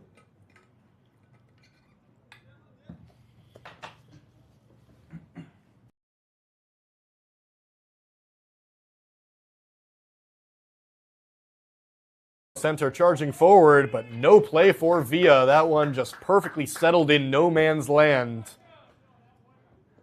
So a single off the bat of Emmett Finney, his second time reaching base, his first hit of the day. Back-to-back games with hits for Emmett Finney, who's back. And it's important, Kyle, for these Merchants who had so much momentum, then lost it all so quickly with hits like that to try and start bringing some of it back, get the dugout back into the game. You certainly don't get the sense with this team that they're just going to lie down. It's going to have to be done to them. The Legends are going to have to find something on the mound in order to subdue this offense, I believe. With the way they put together at bats, you believe they've got more in them. Runner goes on the pitch, and Robbins lost the ball in the exchange, so an easy stolen base for Emmett Finney. And going back to that comment, what we were just talking about, yesterday in the postgame, we got to talk to TC Fairfield, and he told us point blank, we know we're better than these teams. We know that if we stick to what we're doing, we're more talented than these teams, and we just got to stick to our game plan. If we're down, we're going to come back and be able to be competitive in every game. As Luna swings through that pitch, count moves to 1-2. Luna chasing outside of the zone. And that's also what allows them to stay poised during moments like this as well. When you're sure of your talents, you know the guys that you have, even when you give up a 6-run lead, they're not going to be knocked off their rocker mentally. The runner in scoring position, Trammell kicks and deals. Luna skies one out of play.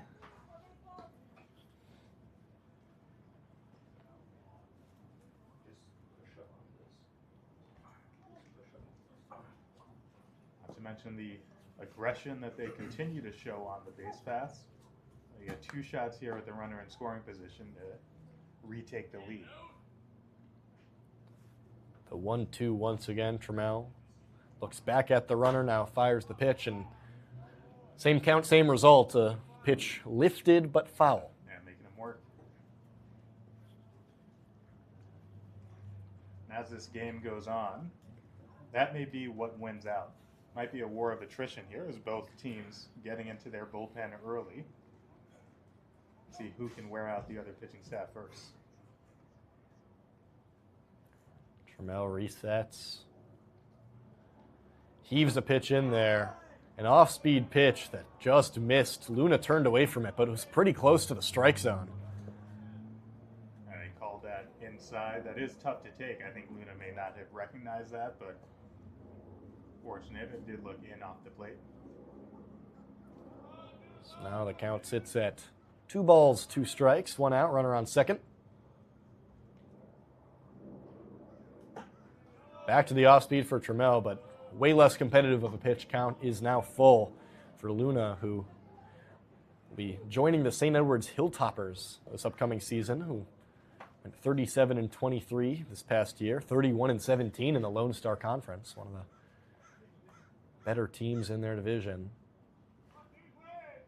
Chance to impress his new club here. Payoff pitch. Swung on, awkwardly blooped out into shallow left center. That's going to get down, and that's going to score a run. Alameda retakes the lead on a bloop single from Angelo Luna. The throw over the head of the catcher. He'll advance to second on the misfire. And that's one way to bring back some momentum and energy if you're the Merchants. Yeah, Now batting, number 11, Mateo Mendoza. definitely take it no matter how you get it. Definitely a couple loop singles in a row, but they all count the same. Luna was able to take a couple breaking balls, one inside, one outside, stayed on the fastball enough, mishit, but found some open space in the outfield, and indeed the Merchants do retake the lead. Luna gets into scoring position himself. It's consecutive singles on bloops off the bats of these Merchant hitters, and it brings up Mateo Mendoza, who last time was a victim of a disagreeable call, I guess we'll say to be nice, when called a ground into a double play, when really from our vantage point up here in the broadcast booth, it was pretty clearly just an out at home, but came back to bite the Merchants. You could imagine would be up by more than 1 run at this point in the game. Mendoza now behind 0-2, 1 out with a runner on second. It's been very busy on the scoreboard. Of the 8 half innings so far, we've seen at least 1 run scored in 5 of them. Very busy in my score book too as well. Trying to make head or tail of what I got down here. Should also note the throwing error that allowed Luna to advance is the first error in today's ball game. In yesterday's contest against the Stompers, both the Merchants and Stompers had 3 apiece. It was definitely a bit of a sloppy game, although certainly a treat, a close one, a 4-3 win that came down to a bases-loaded situation in the top of the 9th that Eric Diaz was able to escape. 1-run game here in the 4th inning. Could be due for another close one. It certainly seems like the Merchants have a propensity for playing in close games, as that one just fell out of the glove of Robbins.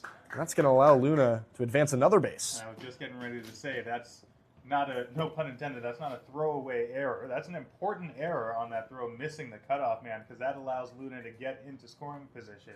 Now he gets to third base, and they have 2 more chances to get another run here. Not to mention with 1 out, the sac fly certainly in play, and you can see now Menlo Park's infield pinched in, trying to get the lead runner. Certainly some aggressive decision-making by the defense, especially with it only being the 4th inning, but especially in a game where runs have not been hard to come by, but understandable if you're Nick Sanzeri. 2-2 count, 1 out.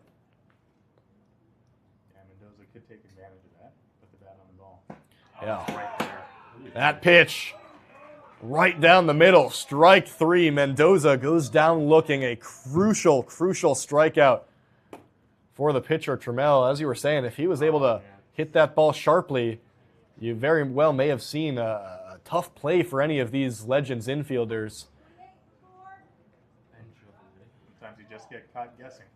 And now a pinch hitter into the game Pinch hitting for for Merchants, Smallwood. number Ben 28, Giovanetti enters the game. Ben He Giovanetti. was originally slated to be in the starting lineup. It was a late scratch with what we think was just a traffic calamity, you know, the things that you see in summer league ball. We don't. I drive on 880 a lot, Ethan. It's always a traffic calamity. He'll enter the game for Noah Smallwood, who struck out twice, has been struggling at the plate, and will be another day to try and get his confidence going. But for the present, focusing on trying to get this run across for Ben Giovanetti. Giovanetti himself has been struggling this summer as well. He's another guy. We could start to see some power unlocked. He could really change things for this Merchants offense. He's got a lot in there, but hasn't yet been able to access it this summer. Yeah, Giovanetti hitting just 133 so far this summer. He has been prone to strikeouts too, strikeout rate over 40%, and has to play some defense now with 2 strikes in the at-bat. The 0-2 pitch, breaking ball way high, ball 1. Giovanetti was 0 for 4 yesterday. We talked to Coach Fairfield a little bit ago about Giovanetti. He said, you know he brings the power, but was really impressed by his movement skills as a base runner and on the defensive end. Now the 1-2.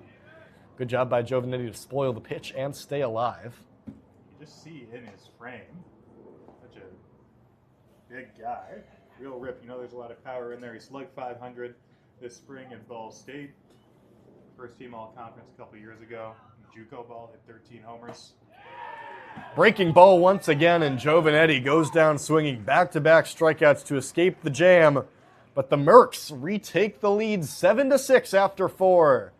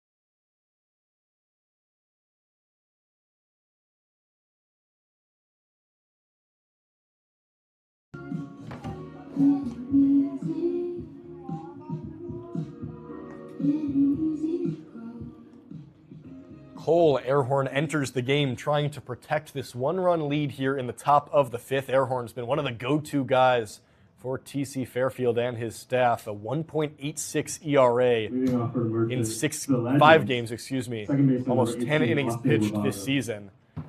Also was crucial for the Merchants at the Grand Forks tournament. 6 innings pitched,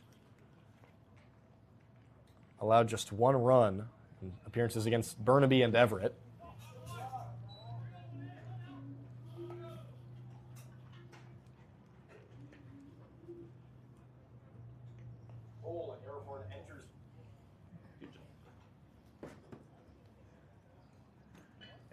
Airhorn, one of those guys, especially with pitches like that, where you're hoping you can rely on in the middle of this game to kind of carry you through to the end. I talked about it before, but both sides are looking for somebody on the pitching side to come in and eat up a few solid innings. Nobody's been consistent for either team on the mound, and certainly have confidence that Airhorn can be that guy. Austin Rabago fouls one to the Legends dugout for strike 2.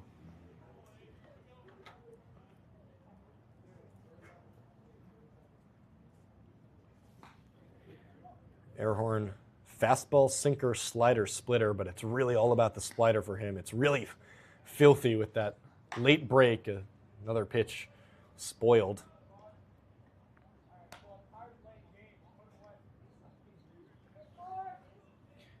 Airhorn is all arms and legs coming at you there on the mound. You mentioned that Lincecum comp the last time we saw him here, and definitely a similar delivery, similarly slight build.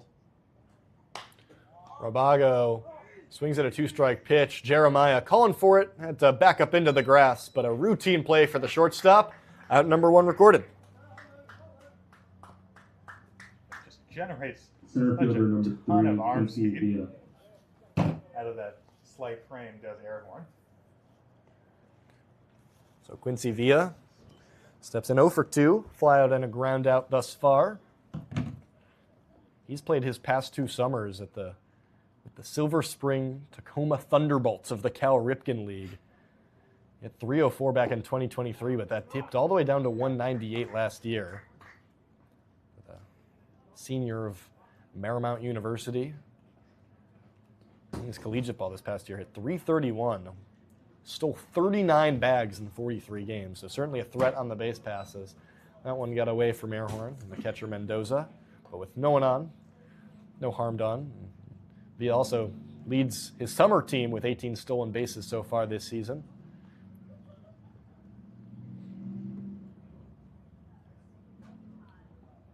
The 1-1 from Airhorn. A bunt laid down. Airhorn charges it, scoops it up, and he's just going to have to glove it. A well-timed bunt really caught the Merchants by surprise.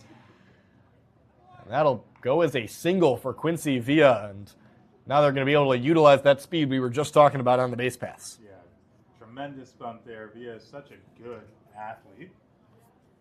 Tremendous player in basketball and baseball in high school. Catcher number 24, Will Robbins. You mentioned the speed. He broke the single-season record in stolen bases at Marymount University this season, and he said it's his personal goal to lead this league in stolen bases. He doesn't go on the first pitch, but certainly aware of his capabilities with Will Robbins coming up to the plate. A sophomore from Princeton. Hit .259 in 12 games with the Tigers this past year. 7 RBI. Runner goes on the second pitch. Mendoza fires down. Throw did not have enough power behind it. Villa in there with plenty of time. So a runner moves into scoring position with 1 out. Will Robbins. Go ahead. Looking back for some reason, he got such a huge jump. Look back and realize he could comfortably, I suppose, slide into second base, but said it was, as I mentioned, his personal goal to lead this league in stolen bases, and he's well on his way. He is probably not done at second base. You imagine that's what the conversation is at the mound right now, how they want to deal with changing the signs that they have to, in addition to trying to hold him on there. Yeah, we've seen Merchant pitchers consistently be hyper aware, I would say, of Legends runners throughout, but actually that time Airhorn really didn't do too much to check in on the very, very speedy Villa. But if you're Mendoza behind the dish, you are certainly watching for a flash of a black jersey moving across your field of vision. Big secondary lead, but he won't go. Instead, it's a great pitch by Airhorn in the zone for a strike against Will Robbins, who back in that June 17th slaughtering had 3 hits and 4 plate appearances. If you're Airhorn as well, you certainly have the confidence that you can get this guy out at the plate. He's been on a tremendous run lately, and while you don't want to lose him at second base, confident you can get the guy out. Gets him with a pitch near the dirt. Robbins chased it. And that is the second out of the inning. Really important. And we hear the air horn blaring in the background to commemorate any time Cole Airhorn gets a strikeout. We'll take one more of those. Shortstop if we can number get it. 7, Tucker Beal. I almost forgot. That's the second NC no chance. A rare one on a fastball lower in the zone, but just waved at. Just a puncher's chance trying to make contact there by Robbins, and no dice. Brings in Tucker Beal, who's reached twice. They'll check it on the runner. An athletic play by Latimer to catch that on the run, like he was a receiver catching a slant over the middle of the field. Or really had to, I mean, his momentum took him all the way out to the outfield grass, close to the shortstop, Jeremiah. Yeah, and that's honestly, that's a good reaction by Airhorn. Latimer's just got to get over there in time. That sign comes from the catcher. As soon as he moves his glove, Airhorn's going to turn and fire. So you got to be ready. And like you mentioned, great job to snare that. Villa took a big secondary lead, but didn't go. First pitch was a ball with the golden hour residue shining onto the field. Also probably providing some weird shadows at the plate with the pitcher's mound covered in some light. But as soon as you get off that dirt on the bump, shadows. So makes that even all the more tougher for the batters to adjust to. As swinging through that was Tucker Beal. So now count moves to 1-1. Beal just about 3 weeks ago announced his commitment to the University of Akron. Between some Ball State players, University of Akron, some Midwest representation in today's ball game. Runner goes on the pitch. Mendoza fires. It's scooped up by the runner. Bit of a tough collision, but Villa is in safely is the headline. Joe Vanetti, nice work to scoop that, prevent it from going into the outfield, but Villa advances 90 feet.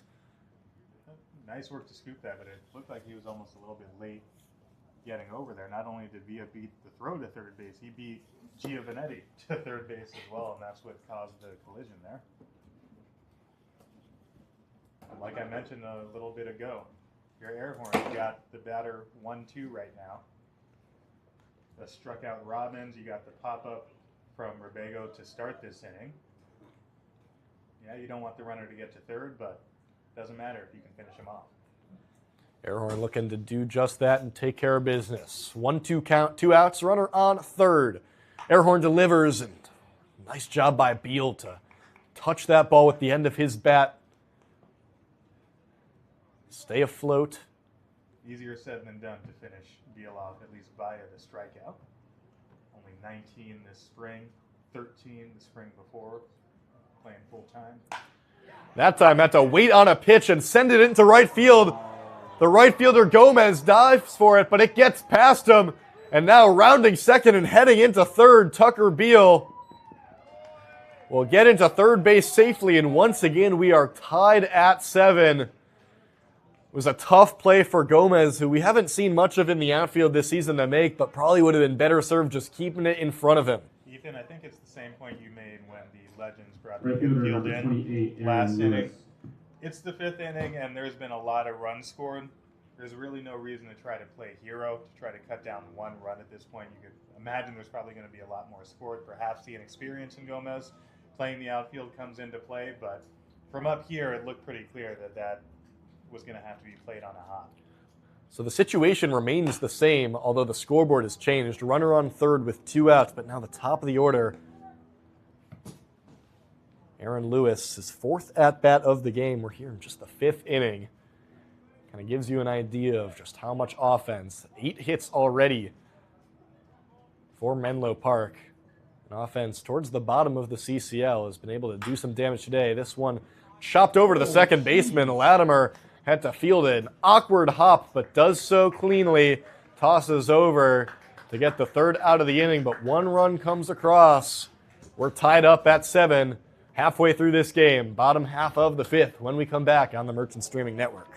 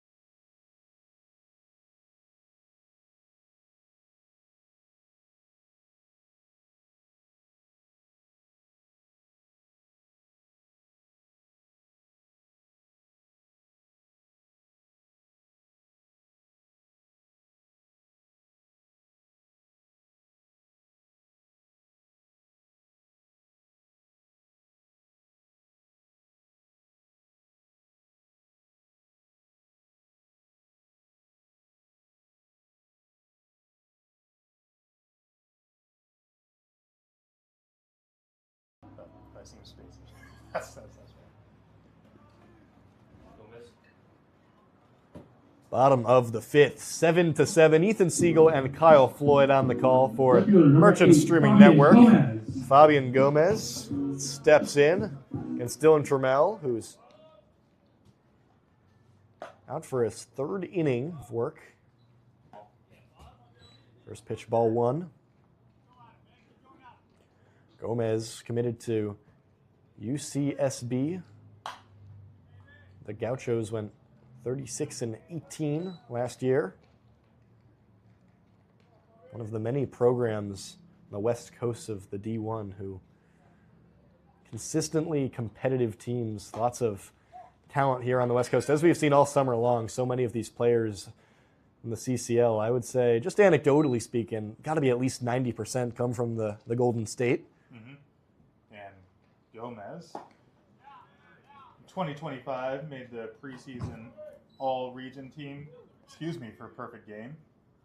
All-region second team in California, and given the wealth of talent in California, that is no easy task. Now as a 2-2 count, a good take on a tough pitch, just a little bit low and out of the zone, but now a full count for Gomez, who has a walk and a ground out so far in today's game. And make that 2 walks and a ground out. The leadoff walk, lead runner gets aboard once again for Alameda.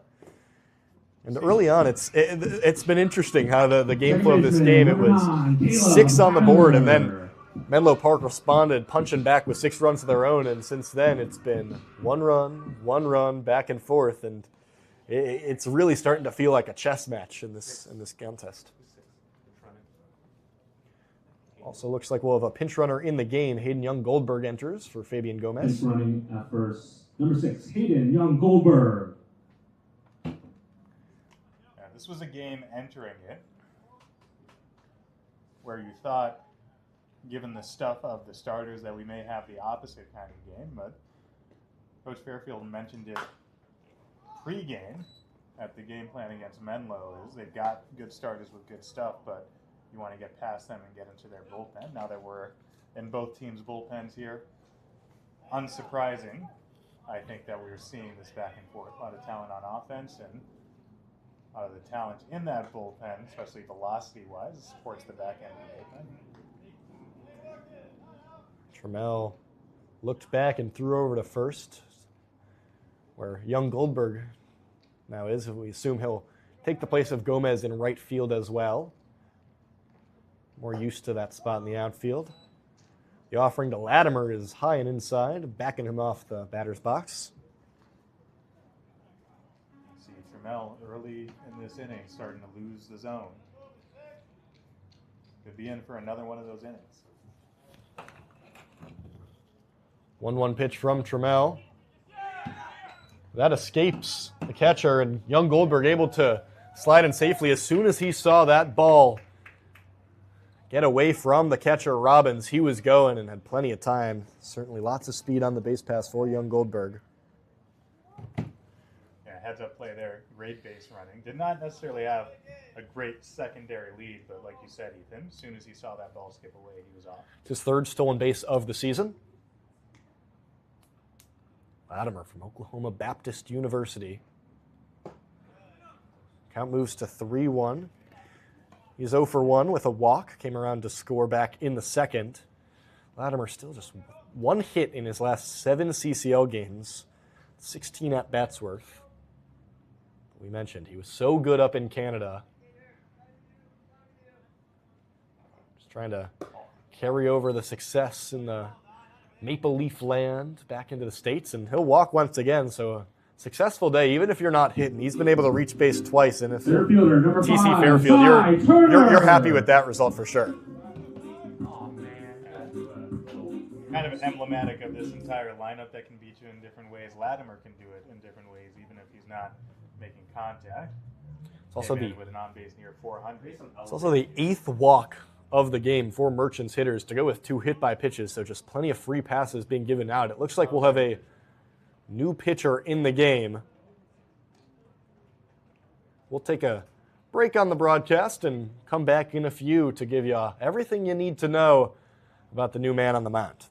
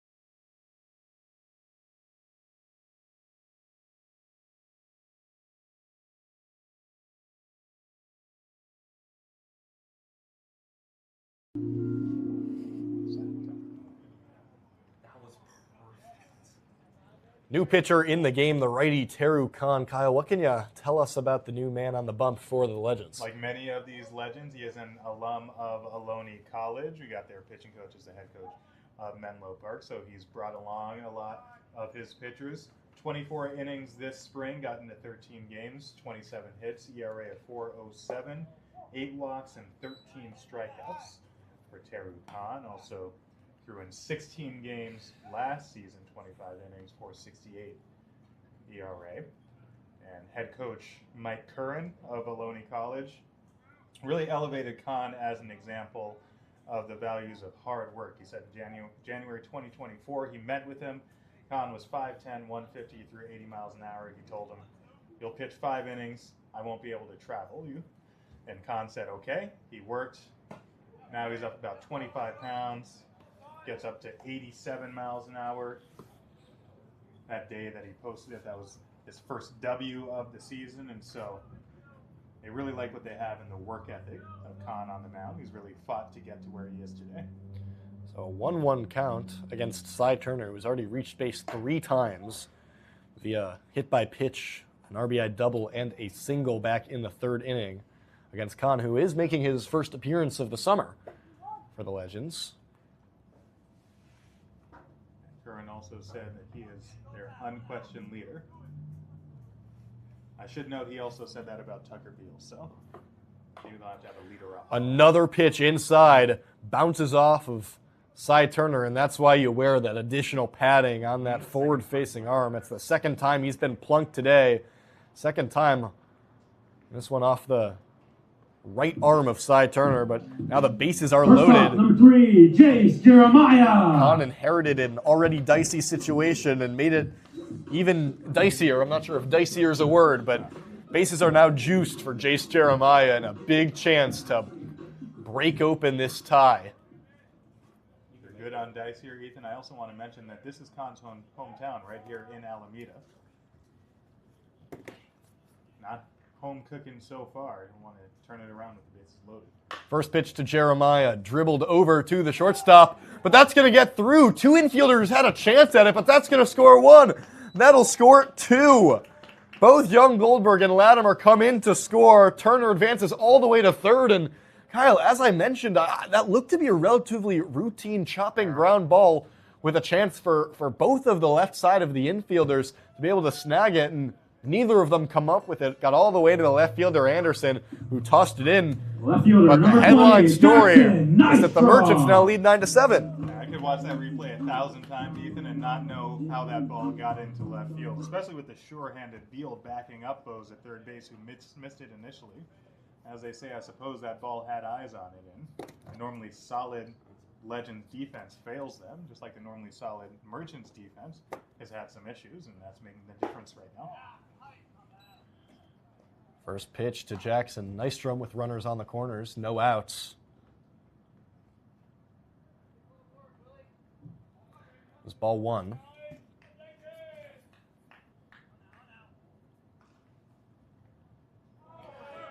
Going on the pitch is Jeremiah. Robbins won't attempt a throwdown, so now 2 runners in scoring position as now the umpires shift over to their new vantage points. With only 3 umpires, it means for a lot more movement for the first and third base umpires. Ethan, I once saw Vince Carter live, and I feel like that still was the biggest jump I've ever seen.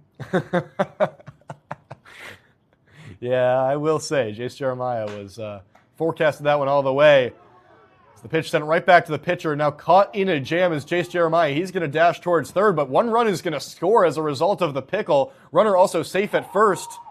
So trying to dodge was Jace Jeremiah. He'll give himself up, but a runner safe at first and a run score is, all things considered, not a bad result if you're Alameda, but the first out recorded nonetheless. No, and I was just getting ready to sing the praises of Khan on the mound. So often pitchers get that wrong and throw to a base too fast, but he did the right thing 80% of the way. He ran right First past baseman, number the 21, runner. Emmett Finney. As soon as you see that runner break from third base, he looked at home, but you got to throw home there. He was almost perfect on that play, but Merchant's able to take advantage and get a run. So fielder's choice for Khan.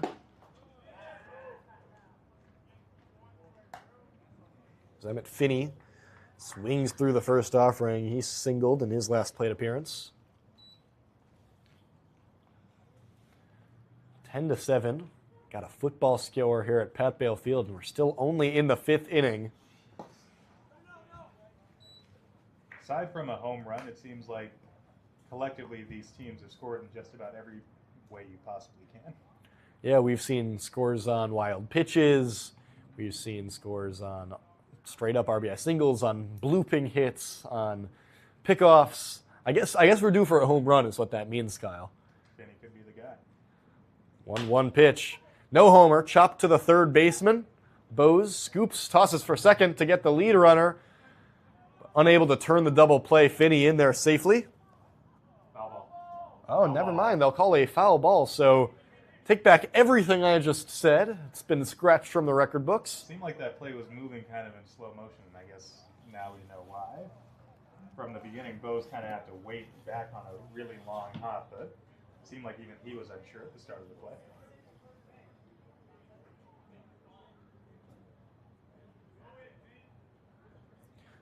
So Sounds like they're disputing in the Legends dugout that it's the first base umpire who made that call, which would be a tough hang for them. it certainly would. Is hard to see. The home plate umpire pointing to the plate and raising her hands foul. Yeah, so the ruling was that ball chopped off home plate before moving toward the third baseman. So it takes an out off the board for Menlo Park.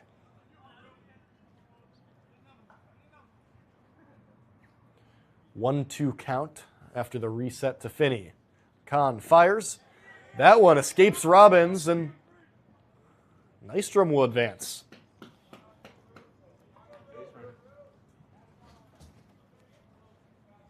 Yet another wild pitch. We have seen a ton of those in this ball game. Lost count at this point.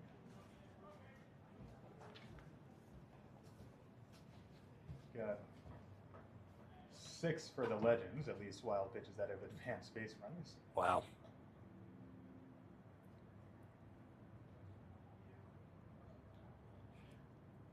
So now a 2-2 count, 1 out, runner on second. Finney fouls one off.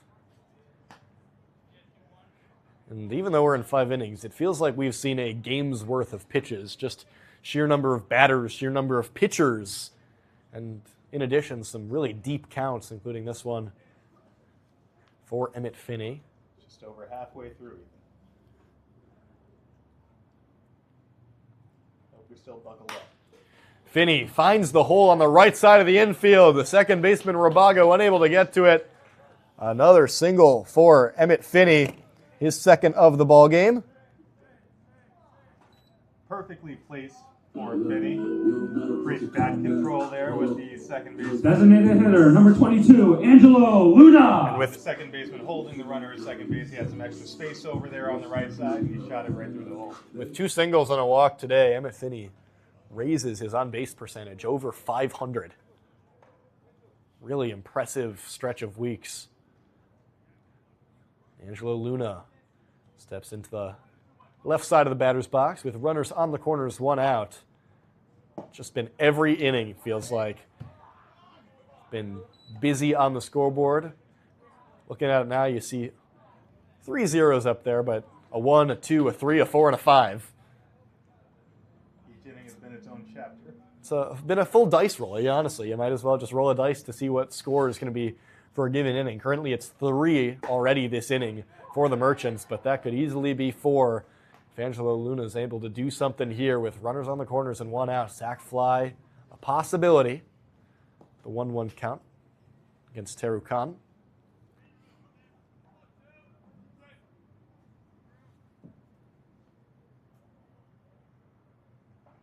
Khan fires that one off the edge of the bat, over the fence, foul. So count now 1-2. Khan did hit the first batter, but quality of contact that he's given up has not been terrible. Costly error at fielder's choice where lost the runner at third base and allowed him to score. Allowed this to snowball. 1-2 pitch, once again blooped out into the shallow part of the outfield. Trying to dive for it was Beal, but he's not able to get there. Nystrom steps on home plate and scores. It's 11-7, Alameda. I can't believe the number of perfectly placed bloops in this game. It really is outrageous, isn't it? For both teams. Catcher, number 11, Mateo Mendoza. So another hit, and now it's 4 this inning in the bottom of the 5th. An 11-7 lead. This game's certainly going to do some boosting to the offensive player stats and some damage to the pitcher's stats. And not to mention, we're only halfway through.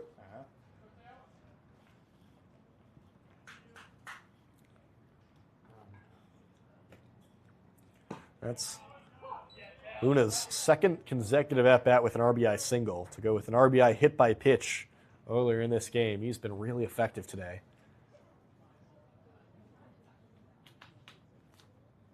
Mateo Mendoza, 0 for 3 today.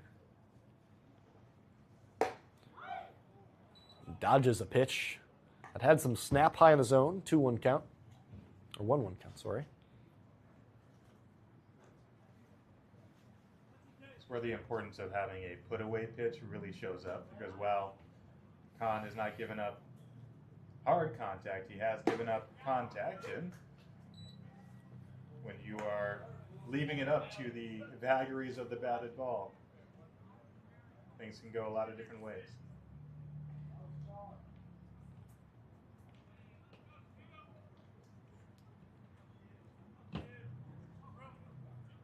One-two count now.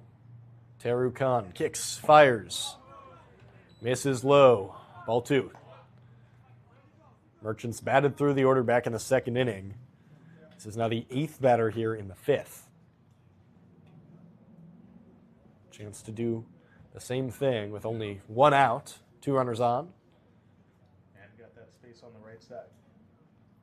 Tons of space with the runner covering second. Is Mendoza got a ton of that ball, but was a bit early on it, fouled it off. But certainly found the barrel.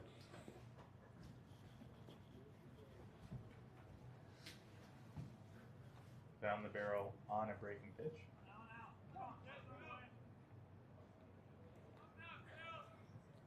There's not quite enough bite on these pitches for Khan to miss pass. 2-2 offering once again. Misses. Got away from Robbins, but he was able to jump on it before any runners were able to think about advancing, but a full count nonetheless.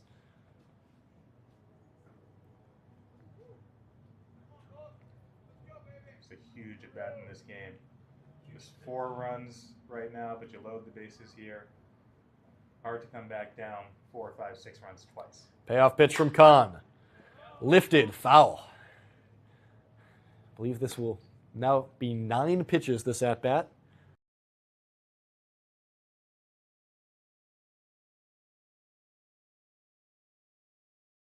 Said it a million times, Ethan. They make you earn it.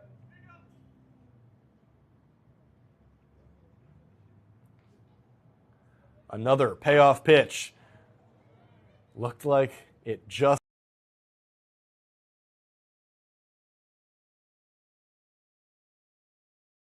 Such a slow, thoughtful approach from Mateo Mendoza. Maybe not surprising considering he's a philosophy major. I don't know if there are any philosophical theories that can be applied to what 10 at-bats do to a pitcher, but it's certainly demoralizing.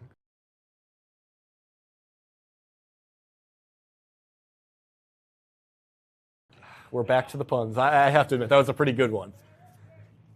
Back to the serious stuff. Payoff pitch, misses high. Ball 4. What an at-bat for Mateo. To jam the bases, still with 1 out. And you see the frustration with Kahn. I think the backbreaker was really Third the pitch baseman, number before, 28, Ben Giovanetti. where you almost got the swing and miss, but just got enough of it, and that time the breaking ball.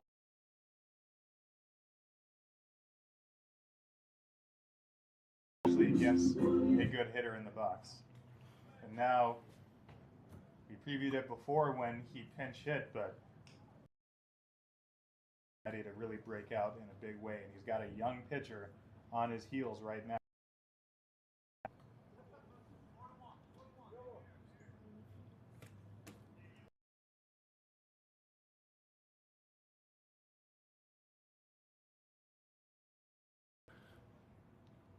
Giovanetti struck out as a pinch hitter last inning when he came into the game. Bases loaded here.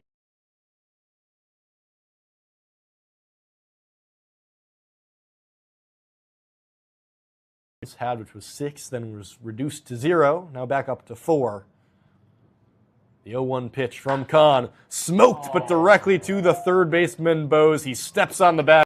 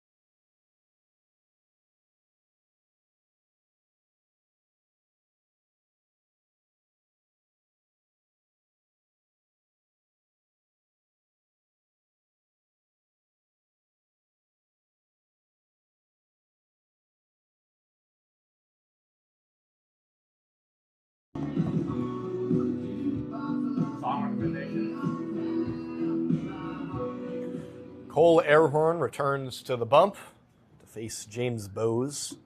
Third baseman number 77, James Bowes. RBI single back in the 4th inning.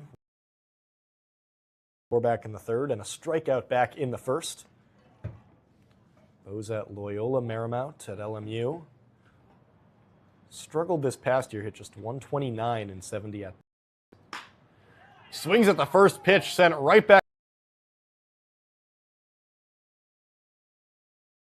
Bowes, his 3rd time reaching in this ballgame. Yeah, I'm just getting ready to say that 129 is the outlier.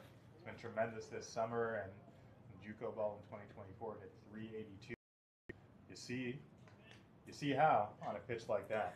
Kyle, we've had very few calm, quiet, fast innings. Where it's already 8:37 local time for a game that got started right at 6 o'clock scheduled start time.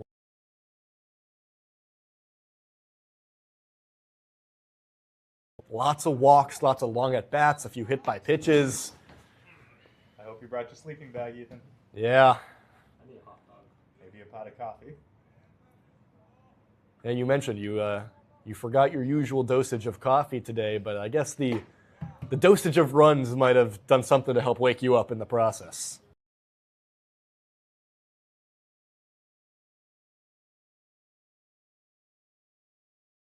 He's ahead 0-2 in the count right now against Mitchell Birdsall, who has 2 doubles already in today's ball game, and that pitch gets past Mateo Mendoza. So Bowes will advance, and very few. I mean, we've had a handful of stolen bases in today's game, but we've had a lot of advancement opportunities on wild pitches and pass balls. Yeah, and Mendoza really frustrated with himself, slammed his mask against his chest there. He thought that he should have gotten that. That fastball certainly was well outside of the zone, but unlike a pitch in the dirt, one that Mendoza thinks that he should have gotten.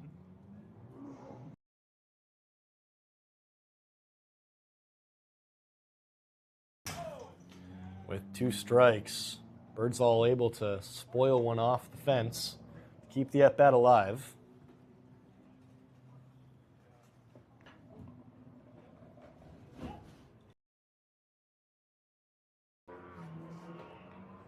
Sun has set here at Pat Bale Field. We've got plenty of night baseball to go. As Airhorn rings him up with a backwards K. Birdsall saw that one on the outside part of the plate and didn't want to go. Instead, it's a strikeout. Dotted that fastball on the outside corner. Just frozen. So Just like last inning, I'm sorry, Ethan. No panic for Airhorn once these runners get on.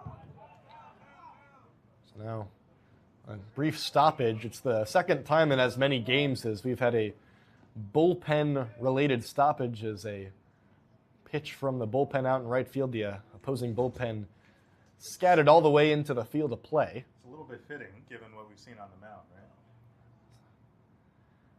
Dane Most, 2 for 3. Comes up to bat. Takes the first pitch for a ball.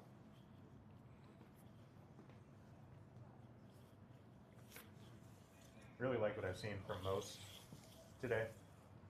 Came in as one of the more productive hitters on the Legends, and you see why. The quality of his at-bats and his approach, really strong. Airhorn refines the strike zone with the second pitch of the at-bat, moving the count to 1-1. We are seeing some stretching and throwing happening in the Merchants bullpen. Looks like the lefty Cantrill. Airhorn. Oh, man, what a tough call from home plate umpire Angelo Nori. That was a beautiful breaking ball that curved right into the strike zone, but apparently not. Great pitch by Airhorn. You wonder, we got Anderson and Ravago, 2 left-handed hitters due up next. You wonder if this might be the last batter for Airhorn. The 2-1 pitch barely missed. Some tough breaks for Airhorn on the bump. Who now sits with a 3-1 count, 1 out with a runner on second. Against Dane Most.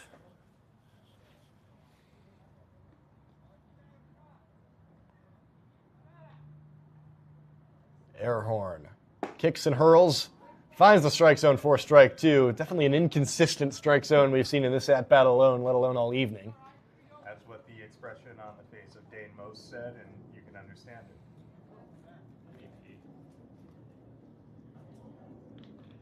Big pitch for Airborne here. Payoff pitch, the delivery. Kyle, I'm going to be honest, I don't know how that one missed. That one looked pretty good to me, but it'll be ball four. Dane Most draws a walk, and now runners on first and second with one out. Number 25, Will Anderson. Much like in the ninth inning yesterday with Diaz on the mound, looks like someone's just jumping around on them a little bit down there, and given that a lot of the pitchers we've seen have already been wild, don't need a wild strike zone on top of that. So Anderson, who's 0 for 2 with a walk, comes back up, and he's big game hunting on that first pitch. Got no bites. Got past him for strike one.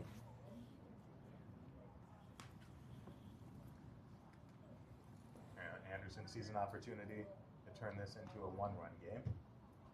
Big fastball from Airhorn, power versus power.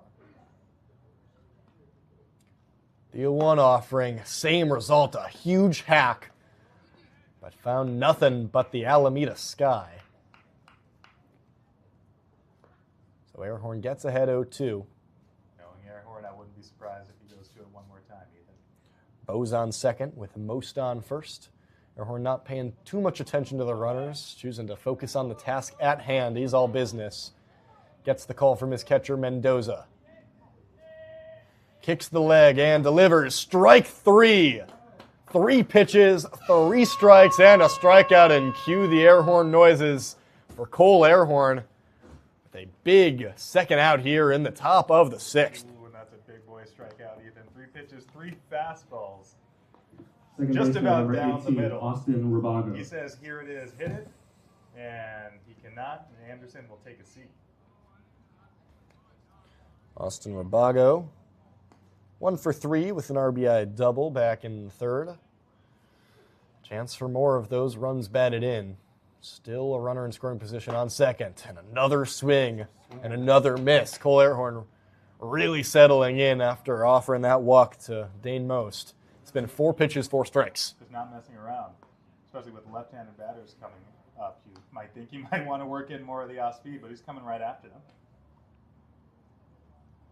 0-1 goes way too far in on him. He had such good command and totally lost it. Plunking Rabago in the back, and now the bases are loaded. Unfortunately, lost it there, but this is kind of what I was trying to get at earlier. Center with fielder, Bitter, number with the 3, big Quincy lead. Villa. You want to pitch to your strengths for sure, but at a certain point, you're ahead a bunch of runs. You don't want to start walking guys and putting guys on. If you've got a good fastball, make them hit it. That's what Airhorn's trying to do. Unfortunately, he hit Rabago, so now a bases loaded situation. This is now the 6th half inning we've seen with at least 6 batters coming to the plate. Meant for a very high-scoring and busy on-the-base paths game. First pitch to Quincy Villa was outside for ball 1. Can't afford to walk any more batters, plunk any more batters here with the bases jammed. The 1-0 from Airhorn. Oh. Deemed just a little inside. Ball 2. What umpire Angela Nori pantomime that ball was inside. Slider just didn't get back to that corner. Last time up, Villa placed down a perfect squeeze bunt. Was able to hustle it out to first base. This time we'll be swinging. That pitch went past him for strike 1. No panic from Airhorn on the mound. That one pitch got away from him, but he's pretty much put all these pitches where he wanted to put them.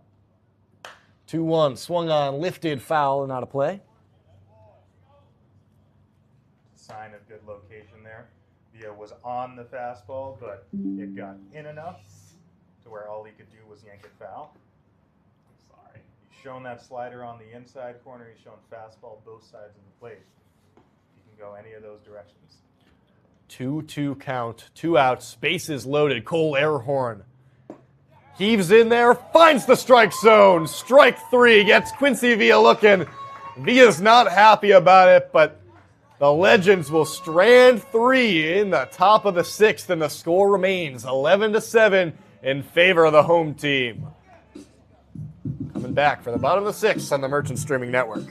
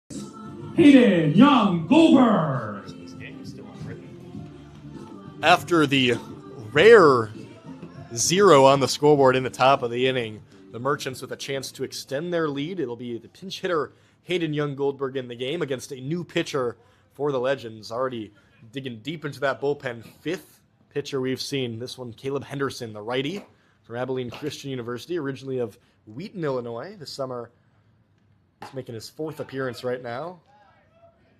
He's thrown just 3 innings, all one at a time, a 9 ERA, as Hayden Young Goldberg swings through the first pitch. Also originally from Mexico is Caleb Henderson. That's where he went to high school. Henderson misses there, moving the count to 1-1. Represented a few years ago Mexico in the International Baseball Classic in Cartagena, Colombia.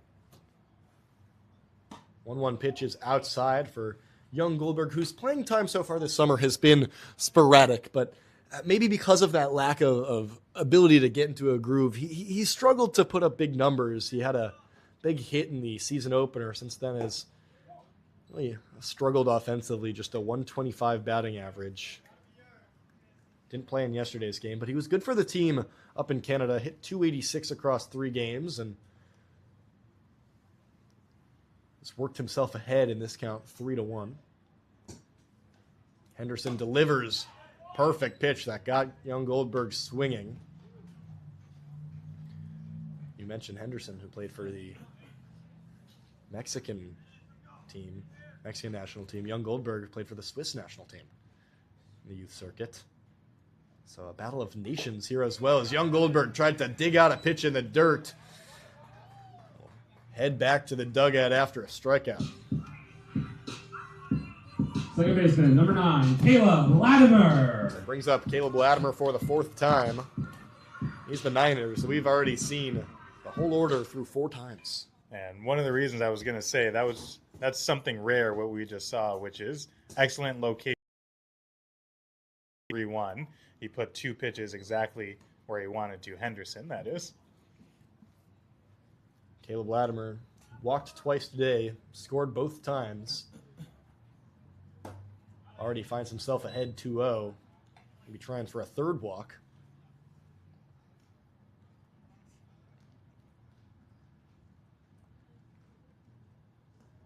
Latimer redshirted back in 2024. Missed a lot of 2025 as well with an injury. So not a ton of experience, but you wouldn't know it from the way he approaches pitchers at the plate. Such a good eye, a veteran approach. The 3-0 count. Red light on, so takes that pitch for strike one.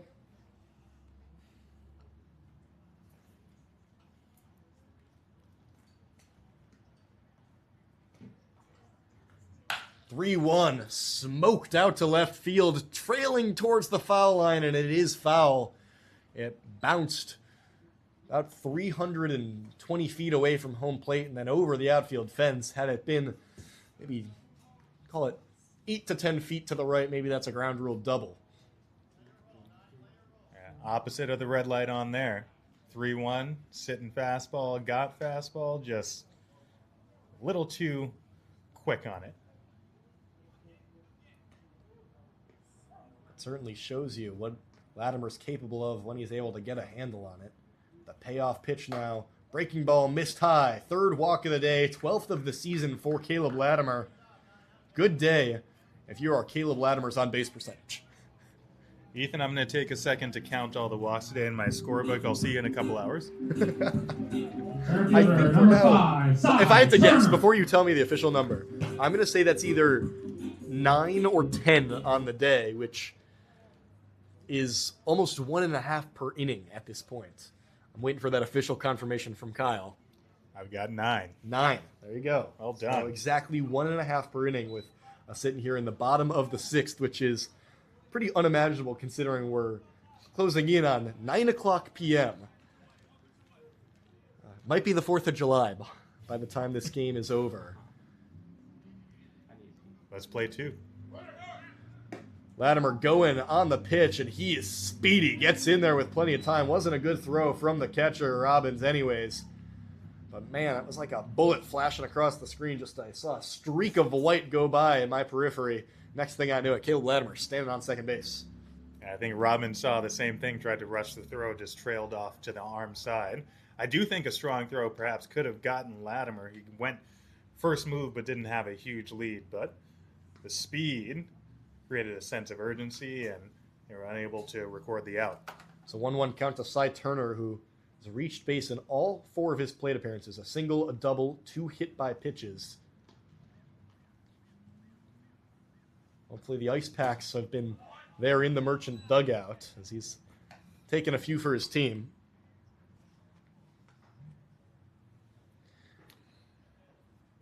In an 11-7 3-hour game, you start to dig into the coffers a little bit in terms of information. I feel like we failed to mention that Cy Turner has a twin brother. I'm sorry about that. Well, that one, sorry to cut you off. Another pitch dangerously close to being a third hit by pitch, but continue on. Tell me about Cy Turner's twin brother. Twin brother, his name just might happen to give us the chance to talk about some interesting tidbits and nuggets of information, but right now, still some excitement on the field. Payoff pitch coming. The Cy Turner bloops one towards the third base side, trying to dive for it. Was Bose unable to get to it despite the very good efforts, but we'll have to do it again with the payoff pitch. I got the subtle hint to get back to the game, but just one more for Ethan. Cy Turner, brother Zane Turner, models his game after Trey Turner.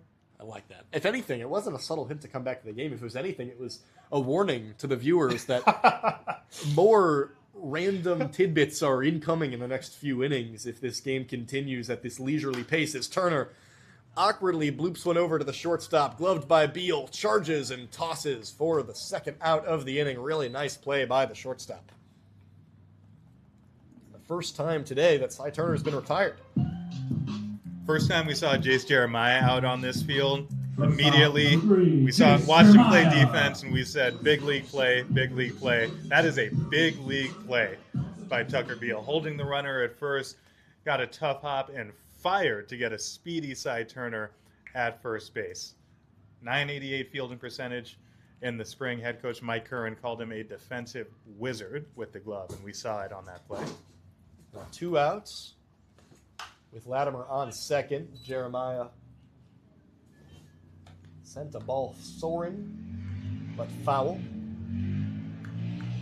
Jeremiah reached on an error that scored 2 last inning as a 2 RBI single and a walk, entering today's contest despite the .340 batting average on the year. In his last 5 was hitting just .238, but he's been doing a good job today putting bat on ball. The 0-1 from Henderson lifted up out of the zone. Ball 1. Jeremiah of St. John's University, the Red Storm, finished 4th in the Big East this past season at 13-8.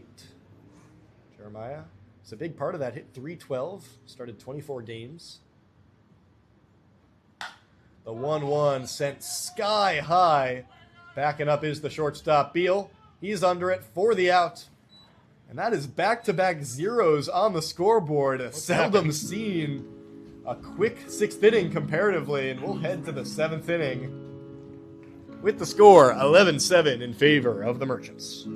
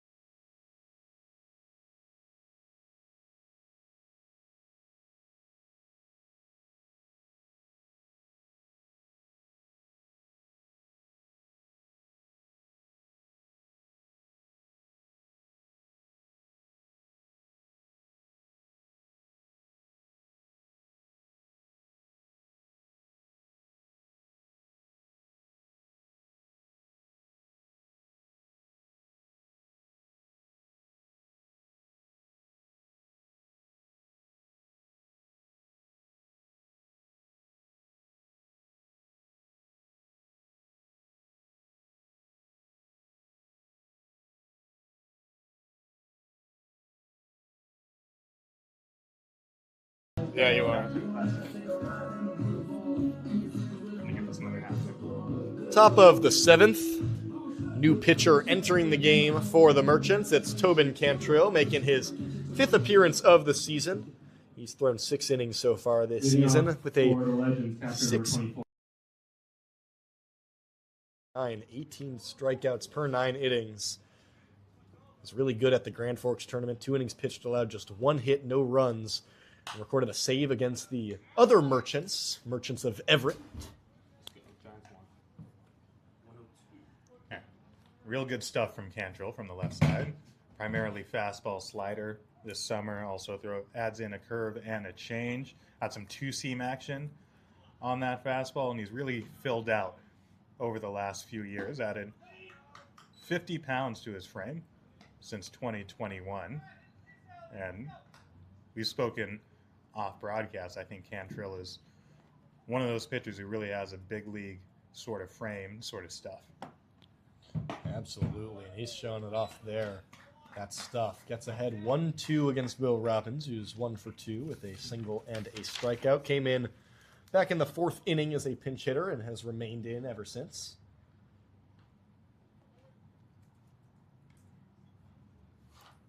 Cantrill, the lefty, kicks and deals.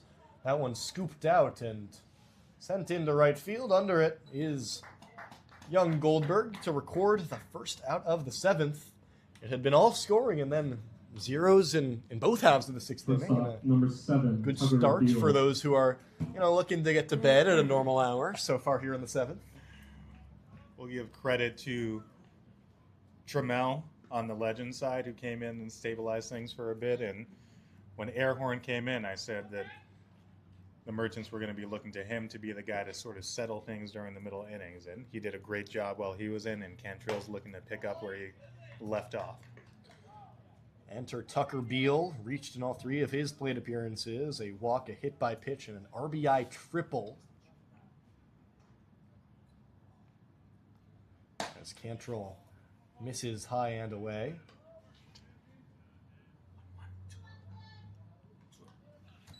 Moves the count to 2-0.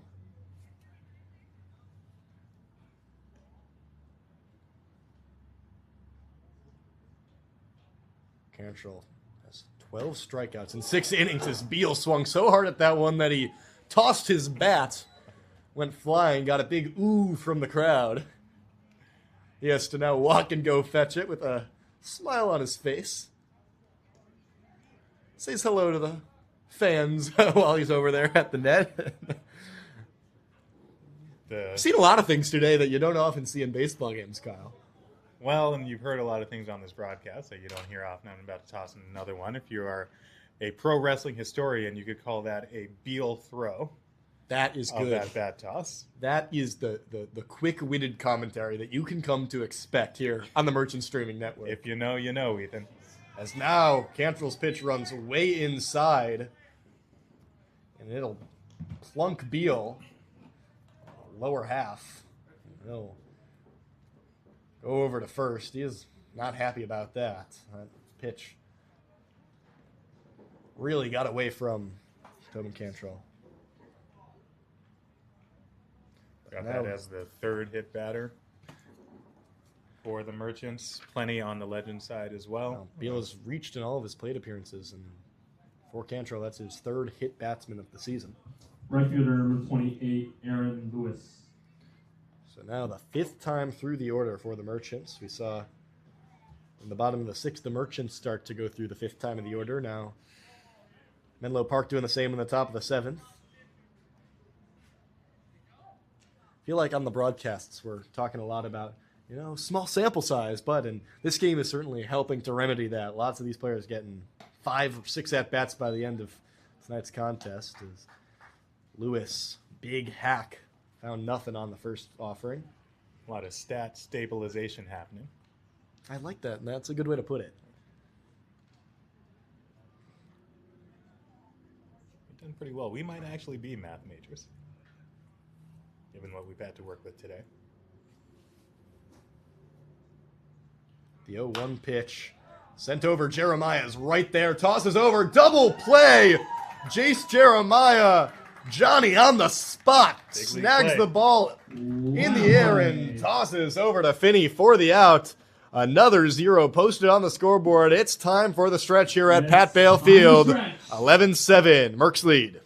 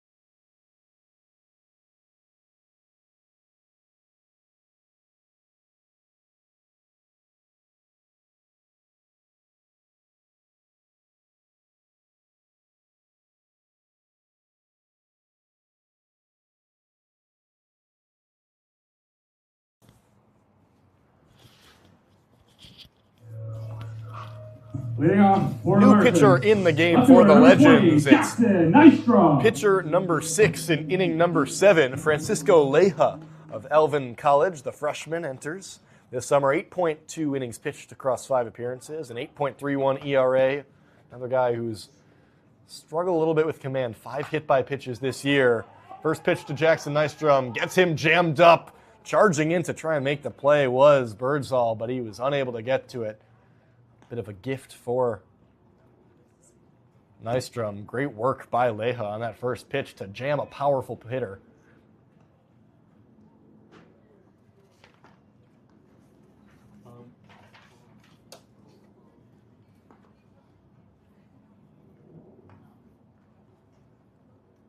And Nystrom swinging at the first pitch there. Perhaps everybody's feeling a little of what we're feeling. Maybe trying to get to the 4th of July.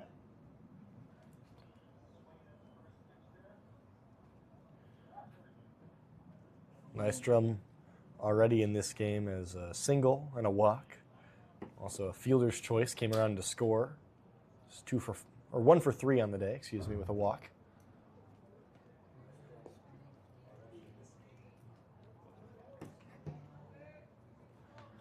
It is now deep into the night.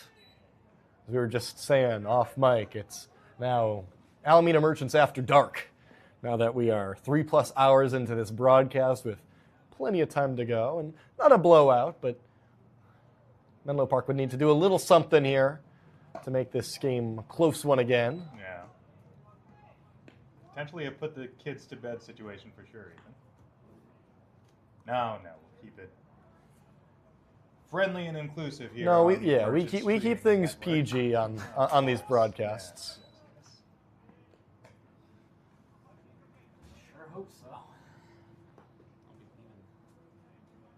2-1 count now to Nystrom, who, as we mentioned, had that towering home run to straightaway center yesterday that proved to be the difference. A 4-3 win.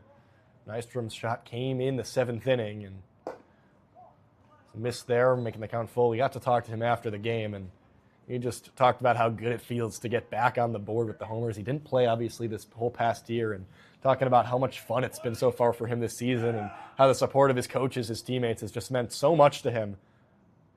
The payoff pitch now to Nystrom.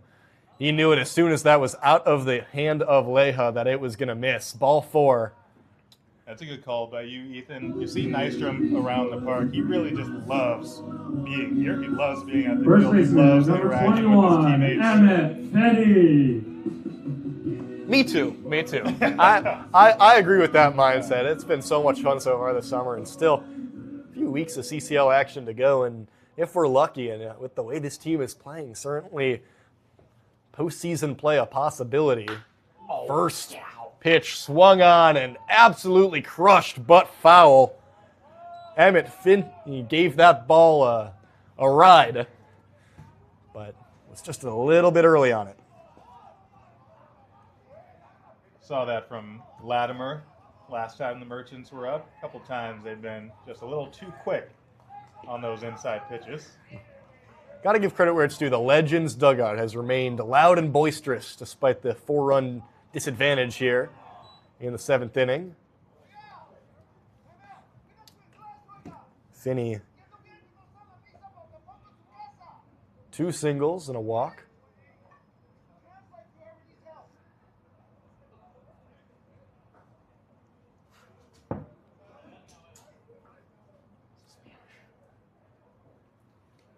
A 1-1 count.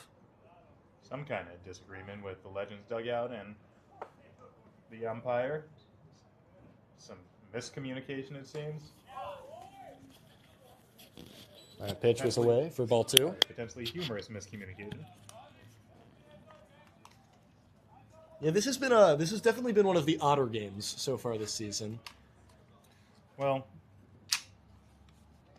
I also want to mention I've been surprised at how tepid the player-coach-umpire relationship has been in the games we've done so far this summer, but that has also changed. We've seen a lot of close calls, a lot of questionable calls, and a lot more back and forth than we have seen so far this summer with some of these players and these umpires. A game like this will do it to you. 2-1 was poked foul in the air, so makes the count 2-2 to Emmett Finney.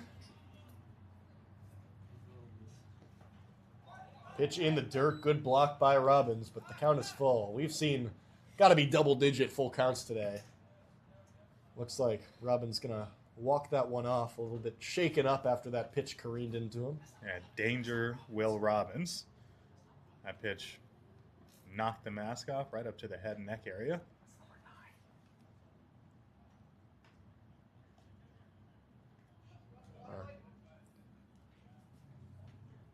Actually, it looks like it's Most behind the dish, not Will Robbins. Apologies. Most, Wow. who was DHing, has now entered the field of play.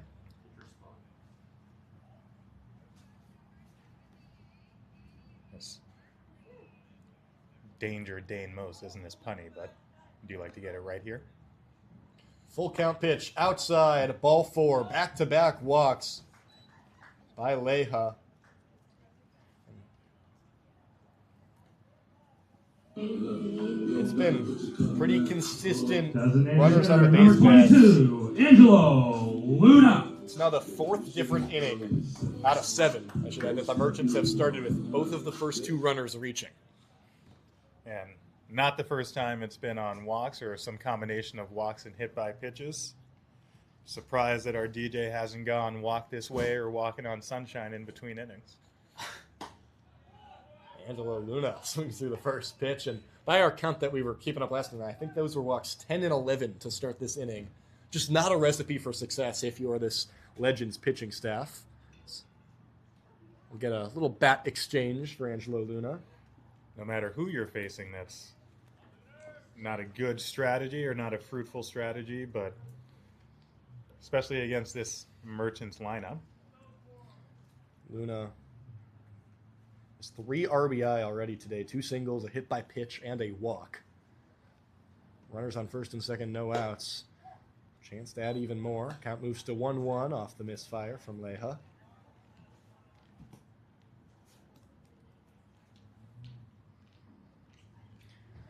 Luna, who grew up about 45 minutes away from Alameda, Pittsburgh, California. Finds himself ahead in the count now 2-1. And now we got another ball in the field of play. This one from the Merchants bullpen. Joe Vanetti showing off the cannon there to get one all the way back to the pitcher warming up in the bullpen. I think everybody's a little loopy at this point, Ethan. Well into the night here in Alameda. 2-1, just finds the top outside part of the zone for strike 2. Leja this past season at Alvin College made 3 appearances, 6 innings, a nice 1.50 ERA. Luna snatched a tiny piece of that ball in his swing to keep the at-bat alive.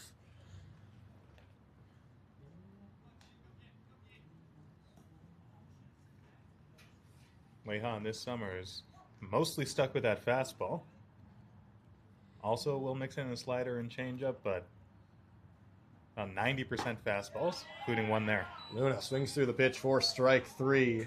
Leja gets a much-needed strikeout to keep things chugging along here in the bottom of the 7th. And I mean, despite having 11 runs on the scoreboard, Mateo Mendoza. Alameda's stranded 9 runners in this game, and that's not even counting a few that were doubled up at the end of innings.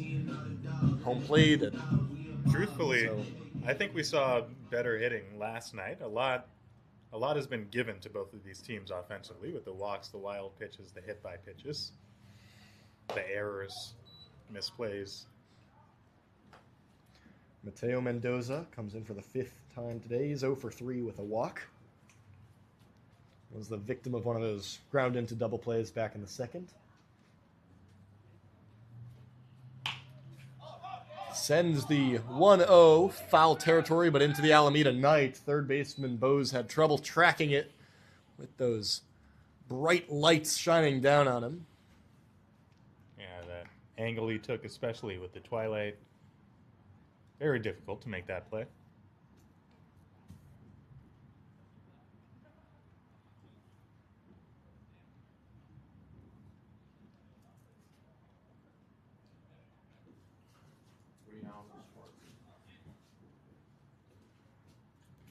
So now the 1-1 to Mendoza. Finds the zone for strike two. Ethan, I'm sorry No, to go cut ahead. you off. We opened yesterday's game talking about the potential emergence of Nystrom and Finney, and they certainly showed it last night. Today, Nystrom on base 4 times, Finney on base 4 times, both of them on base right now. Mendoza cracks one over to the second baseman who catches it in the air and is able to double up Finney back at first.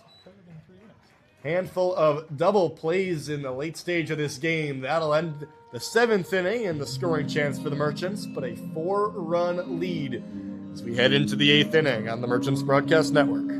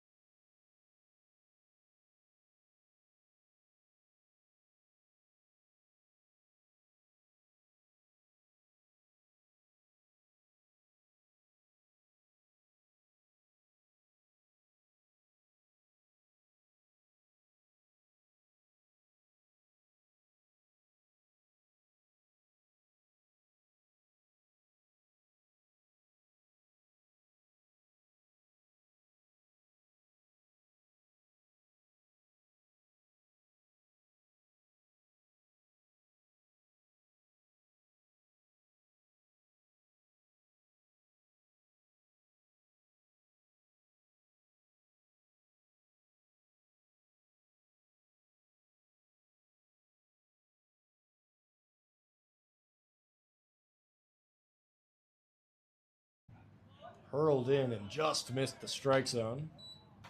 The ground up onto 2 feet.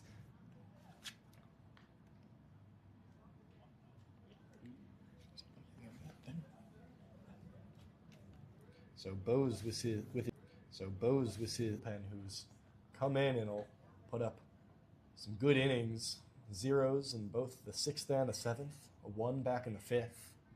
After a high-scoring early start to this game, where it looked like we were heading extremely high-scoring game, it's just become a normal high-scoring game. Yeah.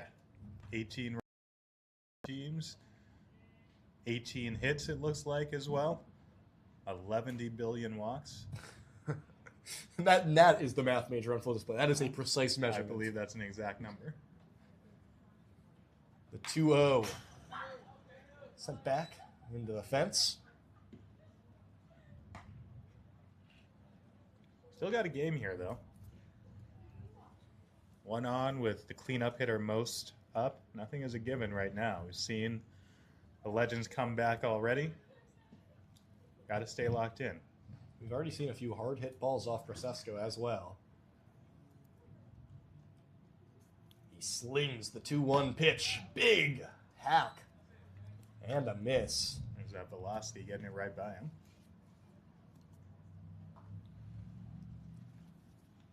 An intensity that Brasesco seems to play with. We saw it on that play where he was diving on the ground, but you can also see it in the way that he delivers that fastball and his demeanor on the mound. Now the 2-2.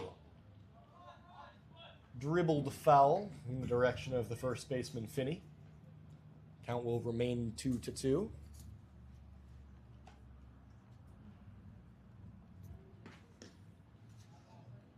Most continuing to show really impressive bat control. See why he's a tough hitter to strike out.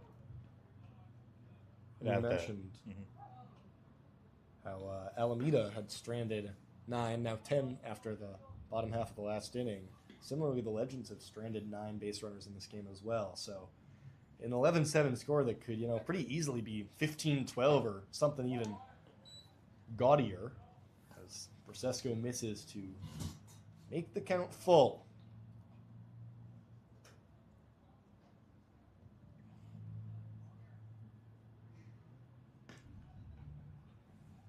Crucial pitch upcoming. Brasesco in his stance, kicks and unfurls. That one roped out past the shortstop's glove. Jeremiah unable to get to it. Cy Turner scoops it quickly and sends it back into the infield, but a full count single for Dane Most, his 3rd single of the ballgame. And again, just great bat control. 3-2, sitting fastball. He gave him a fastball. He said, here it is, hit it. This time Most did hit it right back where it came from. We have a pinch hitter now into the game for Will Anderson. It'll be the outfielder Gavin Shaddix. Pinch hitting for the Legends is number 1, Gavin Shaddix.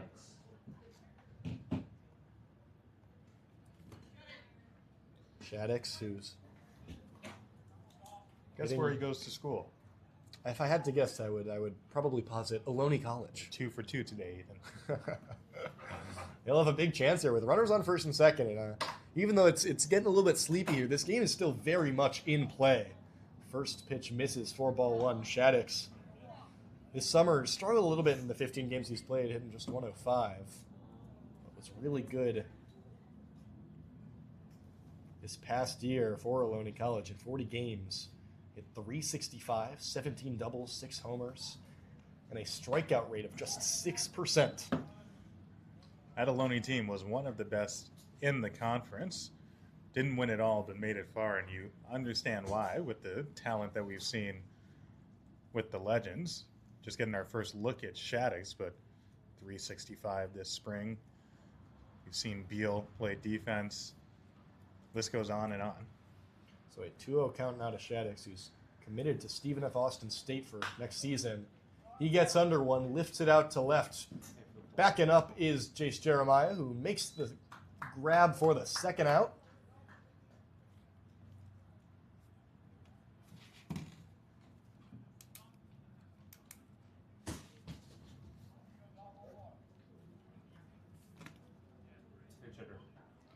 And it looks like another pinch hitting in for Austin Rabago is new hitter.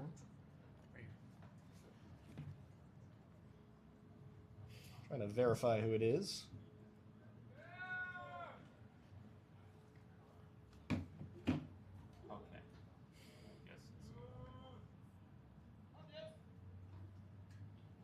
I think it's the second baseman, Russ Filter.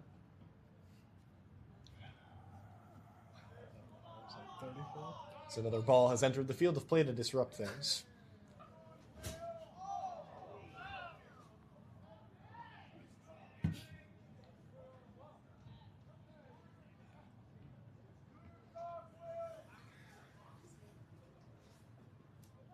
heard Will.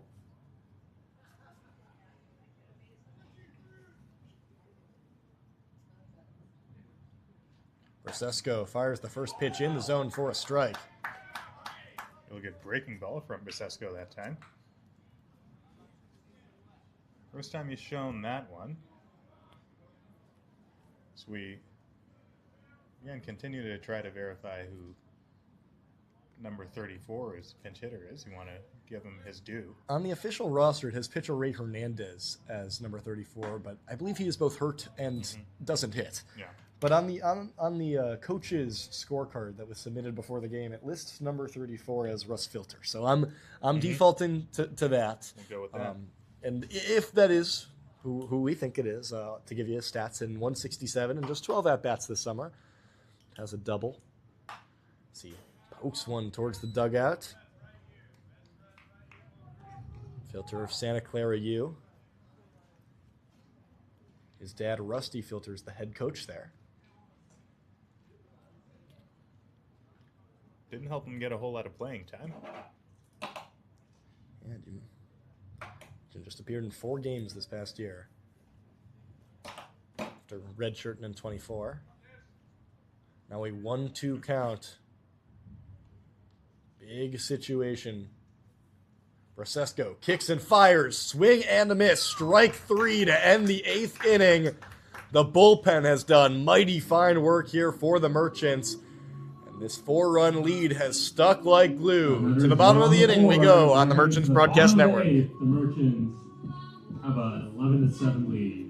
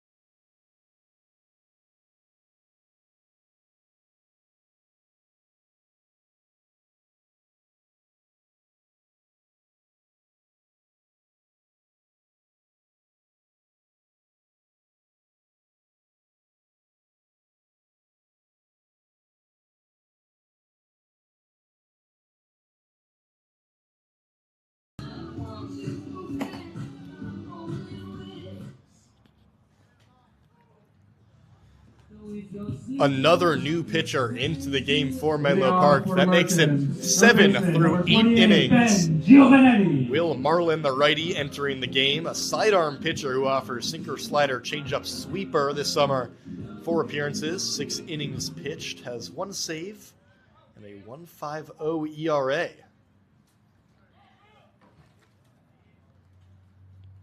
And as a hitter, I would say it's really tough to adjust to that many different looks, 7 different pitchers on the mound, but so far today, I would say the Merchants have done a pretty good job of doing so. They've been able to be on the offensive and attack, although past few innings, we've now had 5 straight scoreless half innings, which about an hour ago was unthinkable. Well, I think you hit the nail Joe on the Vanetti head. Sorry, go ahead. skies the pitch first into center field. Under it is Villa for the first out. I think you hit the nail on the head, Ethan. At a certain point, every time you come up, you're seeing somebody different. It's just difficult to settle in. Especially now we got the sidearm look from Marlin. Hayden Young Goldberg. Now Hayden Young Goldberg into the ball game. Young Goldberg didn't play yesterday, but especially in this week with outfielders in and out of the lineup, missing a few guys, he's going to be important, and he takes it on the arm. He runs down to first. Marlin saying he was hit by a foul ball, but no, that was a pretty clear hit by pitch. Young Goldberg makes the trot down. Number 9, Caleb Latimer. We've seen quite a few hit by pitches in this game. Certainly I mean, yesterday's game we saw 3 errors on each side, and I would say today's game, if anything, has been sloppier, even though less errors recorded, but lots of hit by pitches, passed balls.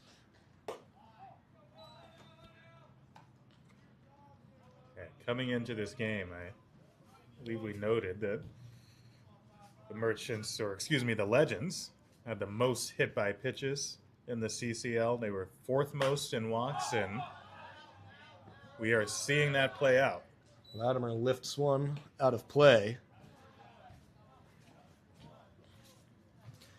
And for a Merchants team that came into today's game, 4th out of the 14 teams in the CCL in on-base percentage at .391, that number is going to skyrocket.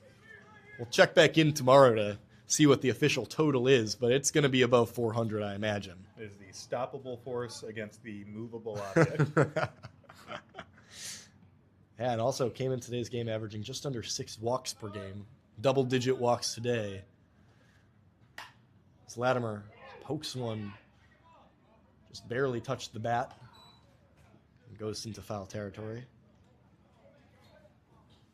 Coming up next for the Merchants, tomorrow, a break from CCL play, a non-league game against the other team here in Alameda, the Anchors, who also call Pat Bale Field their home. Should be a fun holiday game tomorrow night. Follow that up with a return to the road. They go to play the Stompers in Sonoma on Saturday, and then a Sunday doubleheader against these very Legends. With those 2 games, a lot can change in the standings in one day. Speaking of Anchors, Ethan, 2-2 misses low and outside.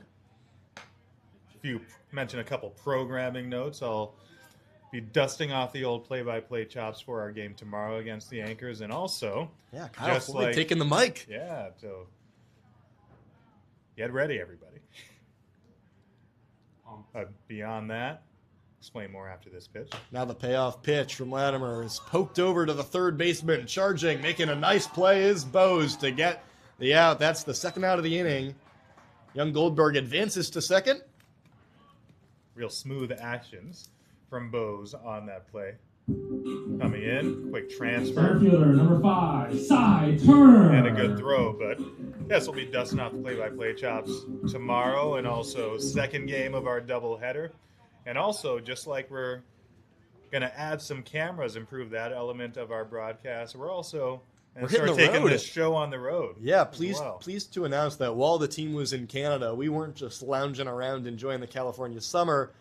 Starting on Saturday, we will be on the road for not video broadcasts, but on this very YouTube page, we will be live streaming all of our games with radio calls, so you will be able to follow the Merchants on the road. And like I mentioned, starting Saturday at Sonoma, but continuing through the rest of July for road contests as Cy Turner comes up to the plate for the 6th time today. He's reached base in 4 of these previous 5 plate appearances, including single, double, 2 hit by pitches.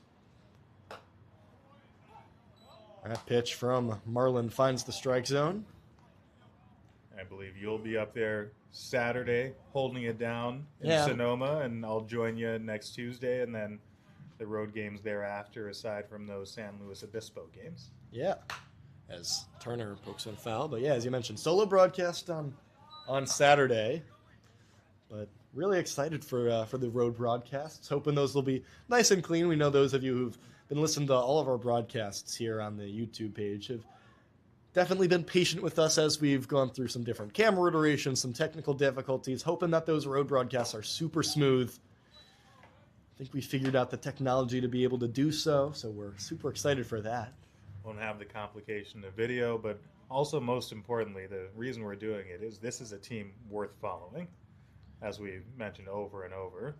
Certainly is on the precipice of 12-5 as Cy Turner fouls a full count pitch off, so he'll do it again, but sitting at 11-5, a chance to go to 12-5, and like we said at the top of the broadcast, with Walnut Creek off tonight and the Merchants entering tonight's contest just a half game back, if they are able to get 3 more outs in the top of the 9th inning, they will be tied atop the North Division standings. And it's too early to be thinking about postseason, but the top 3 teams make the postseason in some format. The top 1 gets a little bye week in that first round, while the 2 and 3 have to play each other. And the Merchants are setting their sights big currently have a handful of games on the fourth place spot, which I believe is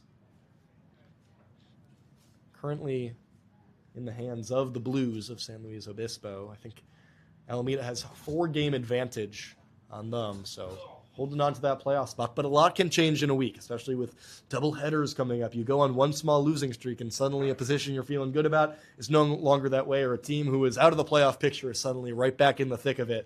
And with about 20 games to still go in the month of July, a lot can change. But with the way these Merchants have been playing on both ends of the ball, certainly has the makings of a team who could be primed for some extra play, as we've hit a bit of a delay. We've talked about the depth of this team many times. It seems like even if you'll have a few hitters maybe in a slump, we know Smallwood's been struggling. Giovanetti's been struggling so far. Young Goldberg has been struggling, but that's at the same time that Cy Turner, who's at the plate, has really turned it up, and Nystrom has really come on. And so because of the makeup of this roster, you don't want to say that a team is slump-proof, especially when you're behind a microphone, but if a team is capable of being that, it's a team that's built like this one. Cy Turner, the runner on second, full count. He's done a good job of spoiling a handful of pitches. And now we'll draw a walk. Really nice at pitches for the 5th time today. First off, number 3, Jace Jeremiah. Brings up Jace Jeremiah for his 6th plate appearance.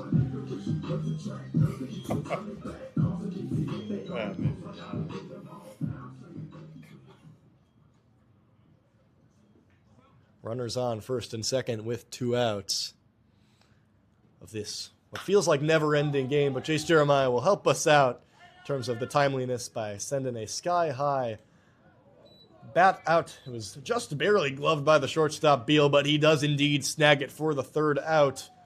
Another 0 on the scoreboard. It's been a lot of those lately. And the Merchants now 3 outs away. We head to the top of the 9th on the Merchants Broadcast Network.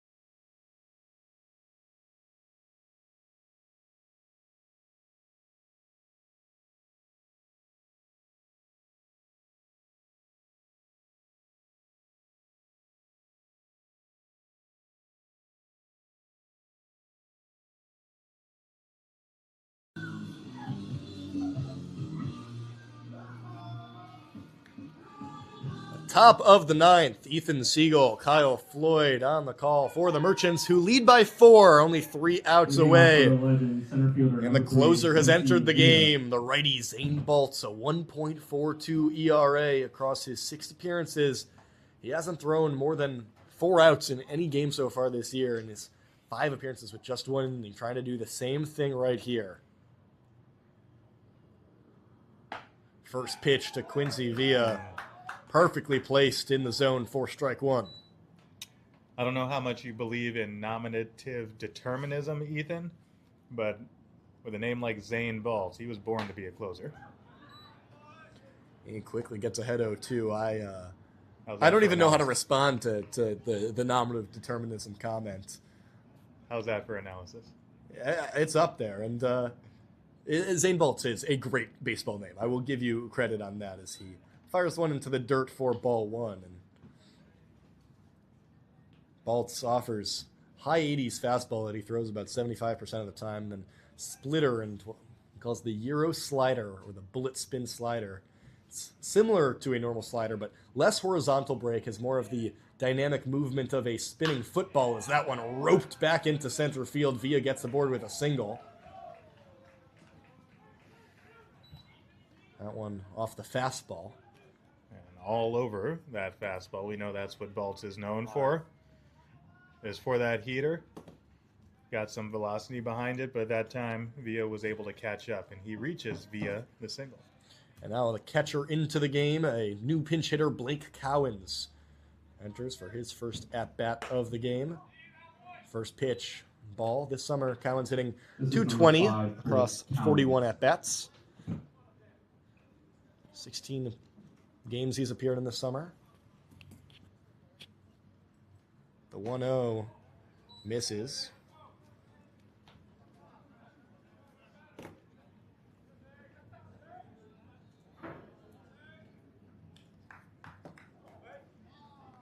Another Skyline College alum is Blake Cowens. Cowens tips one, goes charging into the backstop. Another one of those players looking to make the most of his opportunities. Did not play the year he was at Skyline. Limited number of at-bats this past spring at the University of Illinois Chicago. My neck of the woods. A lot of representation of your There's neck been of the there's woods been here. there's been a ton of Midwest today. It's been making me really happy. And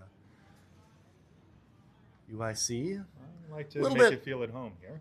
just about a 25-minute drive from my campus in Evanston. Evanston, otherwise Maybe a little known bit as longer if there's Chicago. traffic, which there. Evanston is not like a common misconception is Baltz gets the strikeout. I know, but the rest of First us stop, don't. number 7, Tucker Beal. I guess it honestly is more closer to an hour if there's traffic in Chicago, which there usually is. Because University of Chicago is much closer to the south end of the city. As Tucker Beal steps in. Baltz tosses back over to Finney.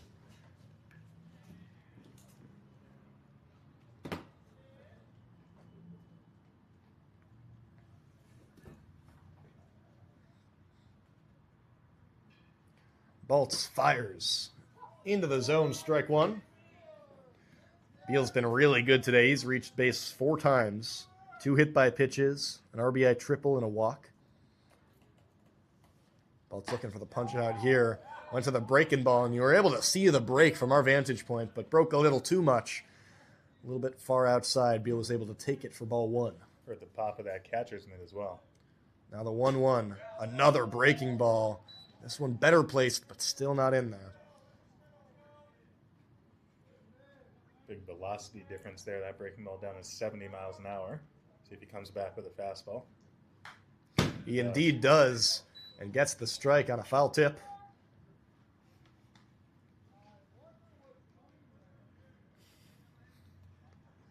I wonder what's coming next, we hear from the Merchants dugout. Do you have a bet? Make your guess. I'd guess fastball. I know would- it's crazy. I would too. Let's see if we're right. 2-2 pitch. Gets him! Strike 3. Beal goes down swinging, and it indeed was the fastball. Back-to-back strikeouts on Cowens and on Beal, and now the Merchants just 1 out away. As another pinch hitter, Nick Senzeri, really emptying out the bench. It's Emilio Feliciano who will hit for Aaron Lewis.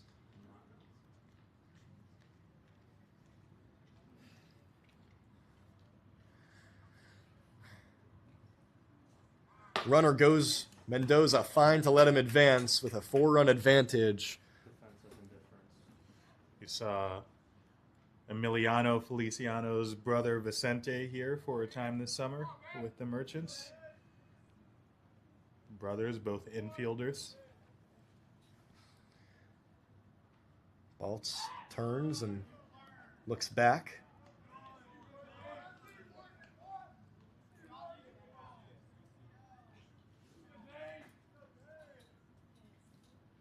Now the 0-1 plunks Feliciano. Another hit by pitch and a game full of hit by pitches. I really hope we have the ice packs here on hand at Pat Bale Field because there will be some bruises after tonight's contest. Third baseman number 77, James Oates. Just getting ready to say there's a whole other broadcast that I'm partially tuned into in the Merchants dugout right now. Almost kind of a comedy show they've got going on down there. But there's nothing funny about the potential tying run being on deck now. Got to bear down and get this hitter. 2 outs against James Bowes, who's already hit 3 singles today. Runners on first and second. Baltz a 12.8 strikeout per 9 innings. He already has 2 in this inning. Not to mention a walks and hits per inning pitch, under 1 entering today's game.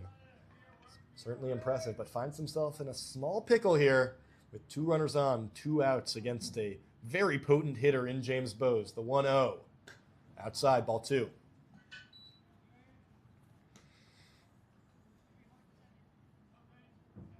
Potent hitter behind him as well in Birdsall, who's on deck. Seen him sting the ball a couple times.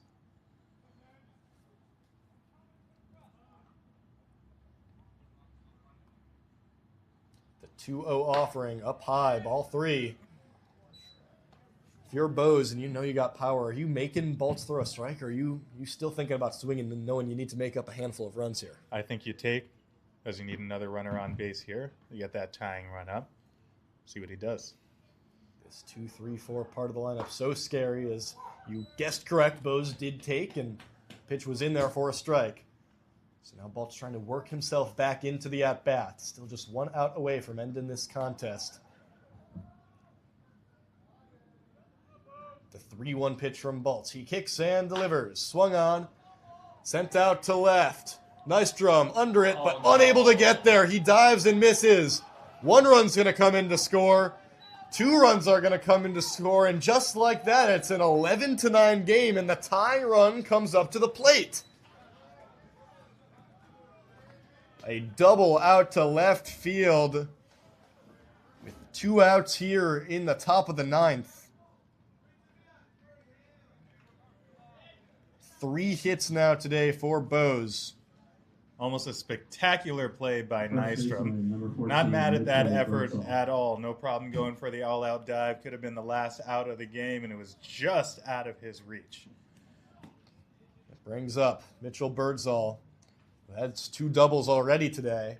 We've seen plenty of extra base hits for this Menlo Park team, which averages under 2 per game. As that pitch took off the mask of home plate umpire Angela Norrie.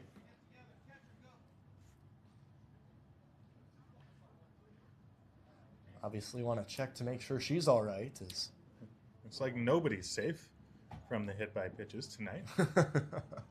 The runner was able to advance on the pitch. Or never mind. Sorry, it was actually just James Bowes going over to talk with his third base coach in the time off. Standing on third, so a little different as we are minutes away from hitting 10 o'clock, the 4-hour mark of what will go down in history as the never-ending game between the Legends and the Merchants. That being said, Zane Baltz has a chance to end it right here if he can get Mitchell Birdsall out. It's certainly one of the games of all time. Ethan, last summer, Birdsall had 2 home runs. This spring, he had 2 home runs as well. It's now the 12th hit of the ballgame, that double was, for the Legends, compared to just 8 for the Merchants. But all those free passes, walks, hit by pitches, making up the difference in the score, which currently is just 2 after that 2 RBI double.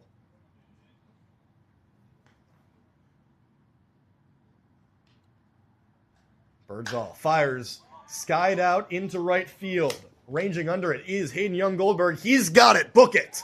Merchants win 11-9 in a topsy-turvy contest that lasted almost 4 hours, but comes to an end here in the top of the 9th, and the Merchants advance to 12-5 and continue their winning ways in what was certainly an odd game, Kyle. To quote Kenny Smith, we are going home. Certainly an odd one. Not the way that we drew this game up at all, really. Both teams taking advantage of some wildness, some sloppiness, and the score, I think, reflects that. The scoreboard reflects that. My scorebook and your scorebook reflects that. Just a wild win, but we've said that the Merchants can win in a lot of different ways. Just count this among the many ways. Well, most of the damage was done with a 5-run second inning and a 4-run fifth inning. That accounted for 9 of the 11 runs that the Merchants plated today. And credit to the legends who fought back and stuck in this one. But as we mentioned, Merchants advanced to 12-5 with the win.